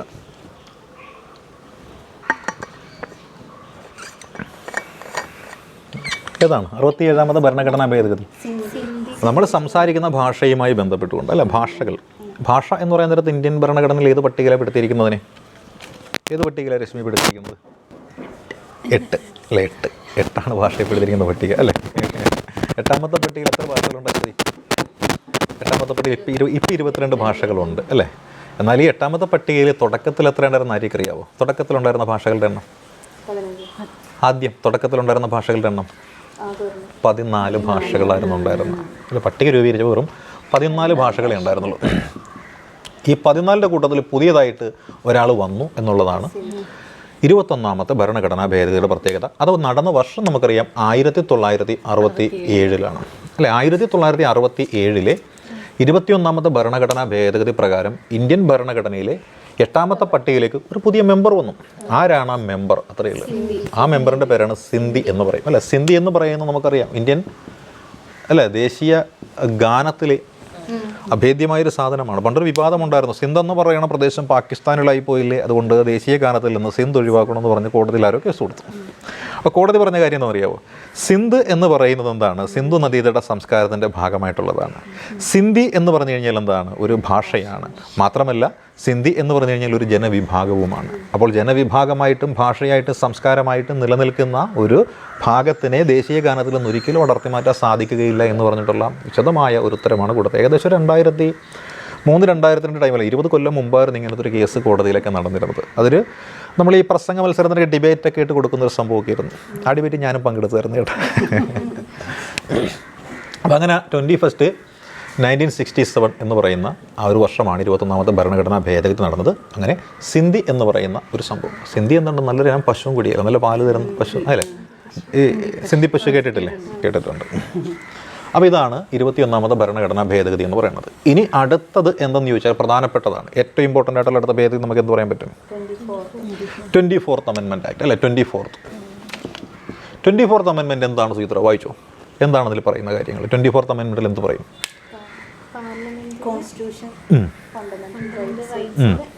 അതായത് നമ്മുടെ രാജ്യത്ത് കോടതിയും പാർലമെൻറ്റും തമ്മിൽ അടി തുടങ്ങുന്നൊരു കാലഘട്ടം ഈ കാലഘട്ടമാണ്. അതായത് ഈ പ്രസിഡൻറ്റിന് എന്ത് പാർലമെൻറ്റ് പാസ്സാക്കാൻ കൊടുത്തു കഴിഞ്ഞാലും ഒപ്പിട്ടേക്കണം എന്ന് പറഞ്ഞിട്ടുള്ള ഒരു നടപടി ഇവിടെ ആരംഭിക്കുന്നു. 24ാമത്തെ ഭരണഘടനാ ഭേദഗതി നടന്ന വർഷം ഏതാണ് ഓർക്കുന്നുണ്ടോ? 1971. അതായത് ഇന്ദിരാഗാന്ധിയുടെ കാലഘട്ടമാണ്. പാർട്ടിക്കകത്തും അതേപോലെ രാജ്യത്തിനകത്തും ഇന്ദിരാഗാന്ധി അധികാരം എന്ന് പറയുന്നത് പവർഫുള്ളായിട്ട് പിടിച്ചെടുക്കുന്നൊരു കാലഘട്ടം. ഇപ്പോൾ നമ്മുടെ രാജ്യത്ത് പ്രധാനമന്ത്രി നരേന്ദ്രമോദി ഒരു വൺ മാൻ ഷോ കാണിക്കുന്നില്ല, അന്ന് ഇന്ദിരാഗാന്ധിയുടെ ഒരു വൺ മാൻ ഷോ പോലത്തെ ഒരു സംഭവം ഉണ്ടായിരുന്നു. അതായത് എതിർക്കാൻ ആളില്ല. കാര്യം അത്രയ്ക്ക് ജനഹൃദയങ്ങളിലേക്ക് ഇന്ദിരാഗാന്ധി എത്തപ്പെട്ടൊരു കാലഘട്ടമാണ്. അപ്പോൾ ഇന്ദിരാഗാന്ധി തീരുമാനിക്കുന്ന കാര്യങ്ങളൊക്കെ നടപ്പിലാകുന്ന ഒരു കാലഘട്ടമൊക്കെയാണ്. അപ്പോൾ അതുകൊണ്ട് തന്നെ പാർലമെൻറ്റ് തീരുമാനിക്കുന്നത്, പ്രസിഡന്റ് തീരുമാനിക്കുന്നത് എന്ത് കാര്യം തന്നെ തീരുമാനിച്ചു കഴിഞ്ഞാലും എന്താണ്, അത് നിയമമായിരിക്കും. പാർലമെൻറ്റ് തീരുമാനിച്ചാൽ അത് നിയമമായിരിക്കും എന്ന രീതിയിലുള്ള സംവിധാനം വന്നത്. അത് എന്ത് കാര്യമാണോ, ഫണ്ടമെൻ്റൽ റൈറ്റ് ഉൾപ്പെടെ പാർലമെൻറ്റ് എന്ത് തീരുമാനിച്ചാലും ആ തീരുമാനം ഒപ്പിടാനായിട്ട് ആരും ബാധ്യതപ്പെട്ടയാളാണ്? രാഷ്ട്രപതി ബാധ്യതപ്പെട്ടയാളാണ് എന്ന് പറയുന്നൊരു നിയമമാണ് ഇവിടെ കൊണ്ടുവന്നത്. ഇതിന് ഒരുപാട് കാലം നമ്മുടെ കോടതി വലിയ ബുദ്ധിമുട്ട് വിഷമിച്ച് ഇങ്ങനെ പറയണോ വേണ്ടയോ എന്ന രീതിയിലിരുന്ന് അവസാനം കേശവാനന്ദ ഭാരതിയുടെ കേസ് ഒന്നും പറഞ്ഞത് രണ്ടും കൽപ്പിച്ച് പറഞ്ഞു. എന്തായിരിക്കാം? പാർലമെൻറ്റ് എന്ത് വേണമെങ്കിലും തീരുമാനിച്ചു, പക്ഷേ ഭരണഘടനയുടെ ബേസിക് സ്ട്രക്ചർ തകർക്കാൻ പാടില്ല. ഇത് ഫണ്ടമെൻ്റൽ റൈറ്റ് ഉൾപ്പെടെ എന്ത് കാര്യത്തിൽ വേണമെങ്കിലും കോടതി അല്ല ആര് പറഞ്ഞാലും പാർലമെൻറ്റ് തീരുമാനിച്ചാൽ പ്രസിഡന്റ് ഒപ്പിട്ടത് നിയമമാണ് എന്ന രീതിയിൽ പറഞ്ഞ് കോടതിക്ക് ഒന്നും മിണ്ടാൻ പറ്റില്ല. കാര്യം ഭരണഘടന വ്യാഖ്യാനം ചെയ്യേണ്ടതും കാര്യങ്ങൾ ചെയ്യേണ്ടതും കോടതിയാണെങ്കിലേ ഈ ഭേദഗതിയും മറ്റു കാര്യങ്ങളും വരുത്താൻ പവറായിട്ടുള്ളവരാണ് പാർലമെൻറ്റ്. അപ്പോൾ പാർലമെൻറ്റും കോടതിയും തമ്മിൽ നിരന്തരം അടിയായി കഴിഞ്ഞാൽ രാജ്യത്തെ നിയമ സംവിധാനം എല്ലാം തകരും. അതുകൊണ്ട് പാർലമെൻറ്റ് അങ്ങനെ ഒരു തീരുമാനം എടുത്തു. അതായത് എന്ത് തീരുമാനം പാർലമെൻറ്റ് നടത്തിയാലും ഫണ്ടമെൻ്റൽ റൈറ്റ് ഉൾപ്പെടെ എന്തിൽ മാറ്റം വരുത്താൻ തീരുമാനിച്ചാലും പ്രസിഡന്റ് ഒപ്പിട്ട് കഴിഞ്ഞാൽ അത് നിയമമാണെന്ന രീതിയിൽ വന്നു. അപ്പോഴാണ് കുറച്ച് കഴിഞ്ഞപ്പോൾ 2 കൊല്ലം കഴിഞ്ഞപ്പോൾ 73 കേശവാനന്ദയുടെ ഭാരതിയുടെ കേസ് വന്നല്ലോ. ആ കേസിൽ പറഞ്ഞത് പാർലമെൻറ്റിന് ഫണ്ടമെൻ്റൽ റൈറ്റ് ഉൾപ്പെടെ എന്ത് കാര്യത്തിൽ വേണമെങ്കിലും തീരുമാനങ്ങൾ എടുക്കാനും മാറ്റം വരുത്താനും അധികാരമുണ്ടാകും, പക്ഷേ ഭരണഘടനയുടെ ബേസിക് സ്ട്രക്ചറിനെ തകർക്കാൻ പാടില്ല എന്ന് പറയുന്നത് ഇതാണ്. അതാണ് ബേസിക് സ്ട്രക്ചർ ഡോക്ടറിൻ പഠിക്കുമ്പോൾ നമ്മൾ മനസ്സിലാക്കേണ്ട കാര്യം. പറഞ്ഞ കാര്യത്തിൽ 24ാമത്തെ ഭരണഘടനാ ഭേദഗതി 1971 അവർ പറഞ്ഞ കാര്യത്തിലുള്ളൂ. ഫണ്ടമെൻ്റൽ റൈറ്റ് ഉൾപ്പെടെ എന്ത് കാര്യത്തിലും ഭേദഗതി വരുത്താനായിട്ട് പാർലമെൻറ്റിന് അധികാരമുണ്ട്. പാർലമെൻറ്റ് മാറ്റം വരുത്തിയാൽ ആരൊപ്പിടണം? പ്രസിഡന്റ് ഒപ്പിടണം. അത് നിയമവുമായിട്ട് വരും എന്നുള്ളതാണ് പറയുന്നത്. അത് കിട്ടിയോ സുചിത്ര? അരി കിട്ടിയല്ലോ അല്ലേ? അടുത്ത സംഭവത്തിലേക്ക് നമുക്ക് കിടക്കാം. അടുത്ത എന്താണ്? 26th അല്ലേ? 26th amendment act. 26th amendment act എന്ന് പറയുമ്പോൾ ഏത് വർഷമായിരിക്കും വന്നിരിക്കുക? 1971 അല്ലേ? 1971 വന്ന 26ാമത്തെ ഭരണഘടനാ ഭേദഗതി എന്താണ്? 1971 26ാമത്തെ ഭരണഘടനാ ഭേദഗതി പറഞ്ഞ കാര്യം അറിയാവോ? പേഴ്സ് എന്താണെന്നറിയാലോ നമുക്ക്. എന്താണ് പേഴ്സ്? ആ പൈസയൊക്കെ നമ്മൾ സൂക്ഷിച്ച് വയ്ക്കുന്ന നമ്മൾ പേഴ്സ് എന്ന് പറഞ്ഞല്ലോ. പ്രിവി പേഴ്സ് എന്ന് വെച്ചാൽ എന്താണെന്നറിയാമോ അപ്പോൾ? അതായത് അത് തന്നെ നമുക്ക് ഈ ഇന്ത്യക്ക് സ്വാതന്ത്ര്യം കിട്ടുന്ന സമയത്തെ ഒരു കമ്മീഷനെ കുറിച്ച് കേട്ടിട്ടല്ലോ. ആരാണ്? ക്യാബിനറ്റ് മന്ത്രിമാരടങ്ങുന്നൊരു മിഷൻ ഇവിടെ വന്നു. Pethick Lawrence, Stafford Cripps, A.V. Alexander. ഇവരെല്ലാം ക്യാബിനറ്റ് റാങ്കുള്ള മന്ത്രിമാരായിരുന്നത് കൊണ്ടും ക്യാബിനറ്റ് കൂടി തീരുമാനമെടുത്ത് അയച്ച മന്ത്രിമാരായതുകൊണ്ടും ഇവരെ ഏൽപ്പിച്ചിരുന്ന ദൗത്യം വളരെ പ്രധാനപ്പെട്ടതായതുകൊണ്ടും ഇത് കോമണായിട്ട് അറിയപ്പെട്ടവരാണ് ക്യാബിനറ്റ് മിഷൻ. ഇവർ വന്നിട്ട് പറഞ്ഞു, ഇന്ത്യ അല്ലേ സ്വാതന്ത്ര്യമൊക്കെ ഞങ്ങൾ തരാം, ഭരണഘടന രൂപീകരിക്കണം അല്ലേ, അതേപോലെ തന്നെ എന്ത് വേണം, ഒരു മന്ത്രിസഭയൊക്കെ രൂപീകരിക്കണം എന്നൊക്കെ പറഞ്ഞു. എന്നിട്ട് പറഞ്ഞു നമ്മുടെ ഇവിടെ അതനുസരിച്ച് നിയമങ്ങളെല്ലാം തീരുമാനിക്കാനും നടപ്പിലാക്കാനും ലൂയി മൗണ്ട് ബാറ്റൺ എന്ന് പറയുന്ന അവസാനത്തെ വൈസ്രോയൊക്കെ വിട്ടു. ഈ വൈസ്രോയൊക്കെ വന്നു കഴിഞ്ഞിട്ടാണ് പറഞ്ഞത് ഇന്ത്യയിൽ നിന്നും പാകിസ്ഥാനെന്നും പറഞ്ഞ് ഞങ്ങൾ 2 രാജ്യം രൂപീകരിക്കാൻ പോകും. ഇവിടെയുള്ള 572 വരുന്ന നാട്ടുരാജ്യങ്ങളുണ്ടല്ലോ, അവർക്ക് 2 ചാൻസ് ഉണ്ട്. ഒന്നുകിൽ ഇന്ത്യൻ യൂണിയനിൽ ചേരാം, അതല്ലെങ്കിൽ അപ്പുറത്ത് ചേരാം, അതല്ലെങ്കിൽ സ്വതന്ത്രമായിട്ട് നിൽക്കാം. സ്വതന്ത്രമായിട്ട് നിൽക്കാൻ നോക്കിയവരൊക്കെ നമ്മൾ പിടിച്ചെടുത്തു അല്ലേ. ജുനാഗഡ് ഉണ്ടായിരുന്നു, ട്രാവൻകൂർ ഉണ്ടായിരുന്നു, ഹൈദരാബാദിൽ നൈസാം ഉണ്ടായിരുന്നു, കാശ്മീർ ഉണ്ടായിരുന്നു. ബാക്കിയുള്ള ആൾക്കാർ എന്ത് ചെയ്തു? അങ്ങോട്ടും ഇങ്ങോട്ടും ഒക്കെ ഇട്ട് പോയി. അപ്പോൾ കുറച്ച് ആൾക്കാർ ഒരു മടിയുണ്ടായിരുന്നു. ഈ മടിയുള്ള ആൾക്കാർ എന്ത് ചെയ്യുന്നറിയാവോ? ഇച്ചിരി കാശ് കൊടുത്ത് വശത്താക്കി. അതാണ് സംഭവം. അതായത് നിങ്ങൾക്ക് നഷ്ടപ്പെടുന്ന നിങ്ങളുടെ ആനുകൂല്യങ്ങളല്ല, ജനങ്ങളിൽ നിങ്ങൾക്ക് കിട്ടുന്ന നികുതിയല്ല. ഒരു കാര്യം ചെയ്യുക, നിങ്ങൾ ഇന്ത്യൻ യൂണിയൻ്റെ ഭാഗമാവുക. ബ്രിട്ടീഷുകാർ നിങ്ങൾക്ക് എങ്ങനെയാണോ തന്നിട്ടുള്ളത് അതേ രീതിയിൽ ഞങ്ങളും കുറച്ച് കാലത്തേക്ക് നൽകാമെന്ന് പറഞ്ഞു. അങ്ങനെ ഇന്ത്യ ഗവൺമെൻറ്റിൻ്റെ വരുമാനത്തിൽ നിന്ന് ഈ രാജാക്കന്മാർക്ക് എന്ത് കൊടുക്കുമായിരുന്നു? ഒരു പെൻഷൻ. ആ പെൻഷനാണ് പ്രിവി പേഴ്സ് എന്ന് പറഞ്ഞ സമ്പ്രദായം. അത് 1947 കൂട്ടിച്ചേർത്തതാണ് അല്ലേ. ഏകദേശം ഒരു 25 കൊല്ലമൊക്കെ ആയില്ല. 47 തൊട്ട് ഇങ്ങോട്ട് നോക്കിയാൽ 71 ആകുന്നേരത്ത് 25 കൊല്ലം കഴിയും. ഒരു രജത ജൂബിലിയൊക്കെ കഴിഞ്ഞപ്പോൾ ഇന്ദിരാഗാന്ധി വന്നിട്ട് പറഞ്ഞ് ഇനി ഇന്ത്യ ഗവൺമെൻറ്റിൻ്റെ ആനുകൂല്യം മേടിച്ചത് മതി, രാജാക്കന്മാരാണെങ്കിലും പോയി വെയിലെടുത്ത് കാശുണ്ടാക്കി കഴിക്കാൻ പറഞ്ഞു. അതാണ് ഈ പറയുന്ന പ്രിവി പേഴ്സ് നിർത്തലാക്കിയ സമ്പ്രദായം എന്ന് പറയുന്നത് അല്ലേ. അങ്ങനെ 1971 26ാമത്തെ ഭരണഘടനാ ഭേദഗതി പ്രകാരം സംഭവിച്ചു. പ്രിവി പേഴ്സ് നിർത്തലാക്കി അല്ലേ. അപ്പോൾ പ്രിവി പേഴ്സ് നിർത്തലാക്കിയ പ്രധാനമന്ത്രി ആരുടെ? ഇന്ദിരാഗാന്ധിയാണ് അല്ലേ. എന്നാണ് നിർത്തലാക്കിയത്? ഏത് ഭേദഗതി പ്രകാരമാണ്? ഇതാണ് പ്രിവി പേഴ്സിൻ്റെ ഉള്ളടക്കം എന്ന് പറയുന്നത്. ഓക്കെ, അപ്പോൾ ഇനി അടുത്ത ഭേദഗതി പ്രധാനപ്പെട്ടത് ഏതുണ്ട് അത് പറഞ്ഞാൽ നമുക്ക് അതിലേക്ക് കിടക്കാം. 31st എന്ന് പറയുന്നത് എന്താണ് വിഷയം? ഏത് വർഷമാണ്? 72. അതായത് 1972. അതായത് 1972 പ്രത്യേകത എന്തെന്നറിയാമോ? ഇതിന് തൊട്ട് മുൻപ് ഒരു ജനസംഖ്യാ സെൻസസ് നടന്നായിരുന്നു 71. ആ ജനസംഖ്യാ സെൻസസ് നോക്കാൻ നേരത്ത് ജനസംഖ്യ ഒരുപാട് വർദ്ധിച്ചിരിക്കുകയാണ്. നമ്മുടെ നാട്ടിൽ ഈ ജനങ്ങളുടെ എണ്ണം, പ്രായപൂർത്തിയായ വോട്ടർമാരുടെ എണ്ണം ഇതിനെ അടിസ്ഥാനപ്പെടുത്തിയിട്ടാണ് അവർക്ക് എത്ര പ്രതിനിധികൾ വേണമെന്ന് നിശ്ചയിക്കുന്നത്. അതിൻ്റെ അടിസ്ഥാനത്തിൽ നമ്മൾ നിശ്ചയിച്ചു എന്തെന്നറിയാമോ? 1972 നിശ്ചയിച്ചു. എത്രയാണ്? അന്ന് ഏതാണ്ട് 525 മാത്രമേ ലോക്സഭയിൽ അംഗങ്ങളുള്ളൂ അല്ലേ. 525 മറ്റോ ആണ്. അത് വർദ്ധിപ്പിച്ച് എത്രയാക്കി? 545 എന്ന് പറയുന്ന ആ ഒരു സംഖ്യയിലേക്ക് എത്തിച്ചു. ഇപ്പം 545 2 മിസ്സിങ് ആയി അല്ല. ആംഗ്ലോ ഇന്ത്യൻസ് 2 പോയില്ലേ. അപ്പോൾ അങ്ങനെ നോക്കിയാൽ 545 എന്ന് പറയുന്ന ഒരു സംഖ്യയിലേക്ക് നമ്മളുടെ ആ ലോക്സഭയിലെ അംഗസംഖ്യ എത്തിച്ച ഭരണഘടനാ ഭേദഗതിയാണ് 31st അമെൻമെൻറ്റ് ആക്ട് 1971 2 എന്ന് പറയുന്നത്. അപ്പോൾ 1972 ഭരണഘടനാ ഭേദഗതി 545 എന്ന് പറഞ്ഞ മാന്ത്രിക സംഖ്യയിലേക്ക് എത്തിച്ചു. ആരെ എത്തിച്ചു? നമ്മുടെ MP-മാരുടെ എണ്ണം. ഇത് പ്രത്യേകം ഒന്ന് നോട്ട് ചെയ്തേക്കണം കേട്ടോ. കാരണം ഇനി 2024 തിരഞ്ഞെടുപ്പ് കഴിയുമ്പോഴേ ഒരു സെൻസസ് വരും. അതായത് 2021 നടക്കേണ്ട സെൻസസ് കോവിഡ് കാരണം ബ്ലോക്ക് ചെയ്ത് വെച്ചിരിക്കുന്നത് ഈ തിരഞ്ഞെടുപ്പ് കഴിഞ്ഞാൽ ഉടനെ തന്നെ വരും. വന്നു കഴിയാൻ നേരത്ത് ഓരോ മണ്ഡലത്തിലും ഉള്ള ആൾക്കാർ വോട്ടർമാരുടെ എണ്ണം അറിയാൻ പറ്റും. അതിനുശേഷം സംഭവിക്കുന്നു അതനുസരിച്ച് മണ്ഡല പുനഃക്രമീകരണം നടത്തും. അപ്പോൾ 545 എന്ന് പറയുന്നത് ചിലപ്പോൾ എന്തായിട്ട് മാറാം? കൂടും. ആ കൂടി കഴിയാൻ നേരത്ത് ആ കൂടുന്ന സീറ്റുകൾ ചിലപ്പോൾ ഒരു 600, 700, ചിലപ്പോൾ 800 വരെ ആവാമെന്നാണ് പറയുന്നത്. അങ്ങനെ കൂടുന്ന സീറ്റുകളുണ്ടല്ലോ, അങ്ങനെ കൂടുന്ന സീറ്റുകളിലേക്കാണ് നമ്മൾ നേരത്തെ പറഞ്ഞൊരു വനിതാ സംവരണ ബില്ല് പാസ്സാക്കിയായിരുന്നല്ലോ 3-1. ഇനി വരാനിരിക്കുന്ന തെരഞ്ഞെടുപ്പിൽ മണ്ഡലങ്ങളുടെ എണ്ണം വർദ്ധിപ്പിച്ചിട്ട് 3-1 സീറ്റുകൾ വനിതകൾക്ക് കൊടുക്കും എന്നതാണ് തീരുമാനമായിട്ട് വന്നിരിക്കുന്നത്. അപ്പോൾ എന്തായാലും ഒരു 5 കൊല്ലത്തിനുള്ളിൽ മണ്ഡലങ്ങളുടെ എണ്ണം കൂടാനായിട്ട് സാധ്യതയുണ്ട് കേട്ടോ. അപ്പോൾ 31ാമത്തെ ഭരണഘടനാ ഭേദഗതി വ്യക്തമായിട്ട് മനസ്സിലായെന്ന് വിശ്വസിക്കുന്നു. അടുത്തതാണ് നമ്മൾ ഏറ്റവും കൂടുതൽ പ്രധാനമായിട്ട് പഠിക്കുന്ന 42nd അമെൻമെൻറ്റ് ആക്ട് എന്നുള്ളത്. 42nd അമെൻമെൻറ്റ് ആക്ട് എന്താണ്? 42nd അമെൻമെൻറ്റ് ആക്ട് നമ്മൾ എപ്പോഴും പറയാറുള്ളൊരു സാധനമാണ് അല്ലേ. മിനിയുടെ കോൺസ്റ്റിറ്റ്യൂഷൻ. ആരാണ് മിനി? അല്ലേ, മിനിയുടെ കോൺസ്റ്റിറ്റ്യൂഷനാണെന്ന് കേൾക്കുന്നത്. അതായത് ഭരണഘടനയുടെ ചെറിയ പതിപ്പിനെയാണ് നമ്മൾ മിനിയേച്ചറിൻ്റെ ചുരുക്കപ്പേരാണ് മിനി എന്ന് നമ്മൾ പറയണം. അപ്പം ഭരണഘടന എന്ന് പറയുന്നത് വളരെ നാൾ കഷ്ടപ്പെട്ടിട്ടല്ലേ നമ്മൾ പഠിച്ചതല്ലേ. 2 വർഷം 11 മാസം 18 ദിവസം എടുത്ത് 60 കോടി രൂപയുടെ ചെലവിൽ ഇന്ത്യൻ ഭരണഘടനാ നിർമ്മാണ സമിതിയിലുണ്ടായിരുന്ന 389ഓളം ആളുകൾ അവസാനം 299 വന്നു. അത്രയും ആൾക്കാർ ഇരുന്ന് കഷ്ടപ്പെട്ട് തയ്യാറാക്കിയ സാധനമാണ് ഭരണഘടന. അതായത് അത്രയും സമയമെടുത്ത് അത്രയും പ്രയത്നം ചെലവിട്ട് അത്രയും പണം മുടക്കി അവർ തയ്യാറാക്കിയ സാധനമാണ്. ഈ ഭരണഘടനയെ അടിമുതൽ മുടി വരെ എങ്ങോട്ട് എന്ത് ചെയ്തു? ഒന്ന് പരിഷ്കരിച്ചു, അല്ല മാറ്റം വരുത്തി. അതുകൊണ്ടാണ് ഇത്രയും കഷ്ടപ്പെടേണ്ടായിരുന്നല്ലോ, ഇതിനേക്കാൾ നല്ലതൊരു പുതിയ ഭരണഘടന എഴുതിയാൽ പോരെ എന്നൊരു കളിയാക്കിക്കൊണ്ടുള്ള ചോദ്യം കൂടിയിട്ടാണ് ഈ മിനി കോൺസ്റ്റിറ്റ്യൂഷൻ എന്ന് പറഞ്ഞ് വിളിക്കുന്നത്. ആ മിനി കോൺസ്റ്റിറ്റ്യൂഷൻ എന്ന് വിളിക്കാൻ കാര്യം ഭരണഘടനയെ ഭേദഗതി വരുത്തിയത് കൊണ്ടാണ്. ഭരണഘടനാ ഭേദഗതി എന്ന് പറയുന്ന കോൺസെപ്റ്റ് നമ്മൾ എടുത്തിരിക്കുന്ന ഏത് രാജ്യത്തു നിന്നാണ്? ദക്ഷിണാഫ്രിക്കയിൽ നിന്നാണ്. അതുകൊണ്ട് ചില പുസ്തകങ്ങളിലൊക്കെ മിനി കോൺസ്റ്റിറ്റ്യൂഷൻ ഇവിടുത്തെ കോൺസെപ്റ്റാണെന്ന് ചോദിക്കുന്നത്. അങ്ങനൊരു കോൺസെപ്റ്റേ ഇല്ല, അത് പൊട്ടത്തെറ്റാണ്. Mini constitution miniature of the constitution എന്ന് വിളിക്കുക. അത്രയേറെ മാറ്റങ്ങൾ വരുത്തിയിട്ടുണ്ട്. ഈ മാറ്റം വരുത്താൻ കാരണമായത് ഭരണഘടനാ ഭേദഗതി ആയതുകൊണ്ട് ഭരണഘടനാ ഭേദഗതിക്ക് സാധുത നൽകുന്ന ആശയങ്ങൾ മൊത്തം നമ്മൾ എടുത്തിരിക്കുന്നത് ആ സൗത്ത് ആഫ്രിക്കയിൽ നിന്നായതുകൊണ്ടാണ്.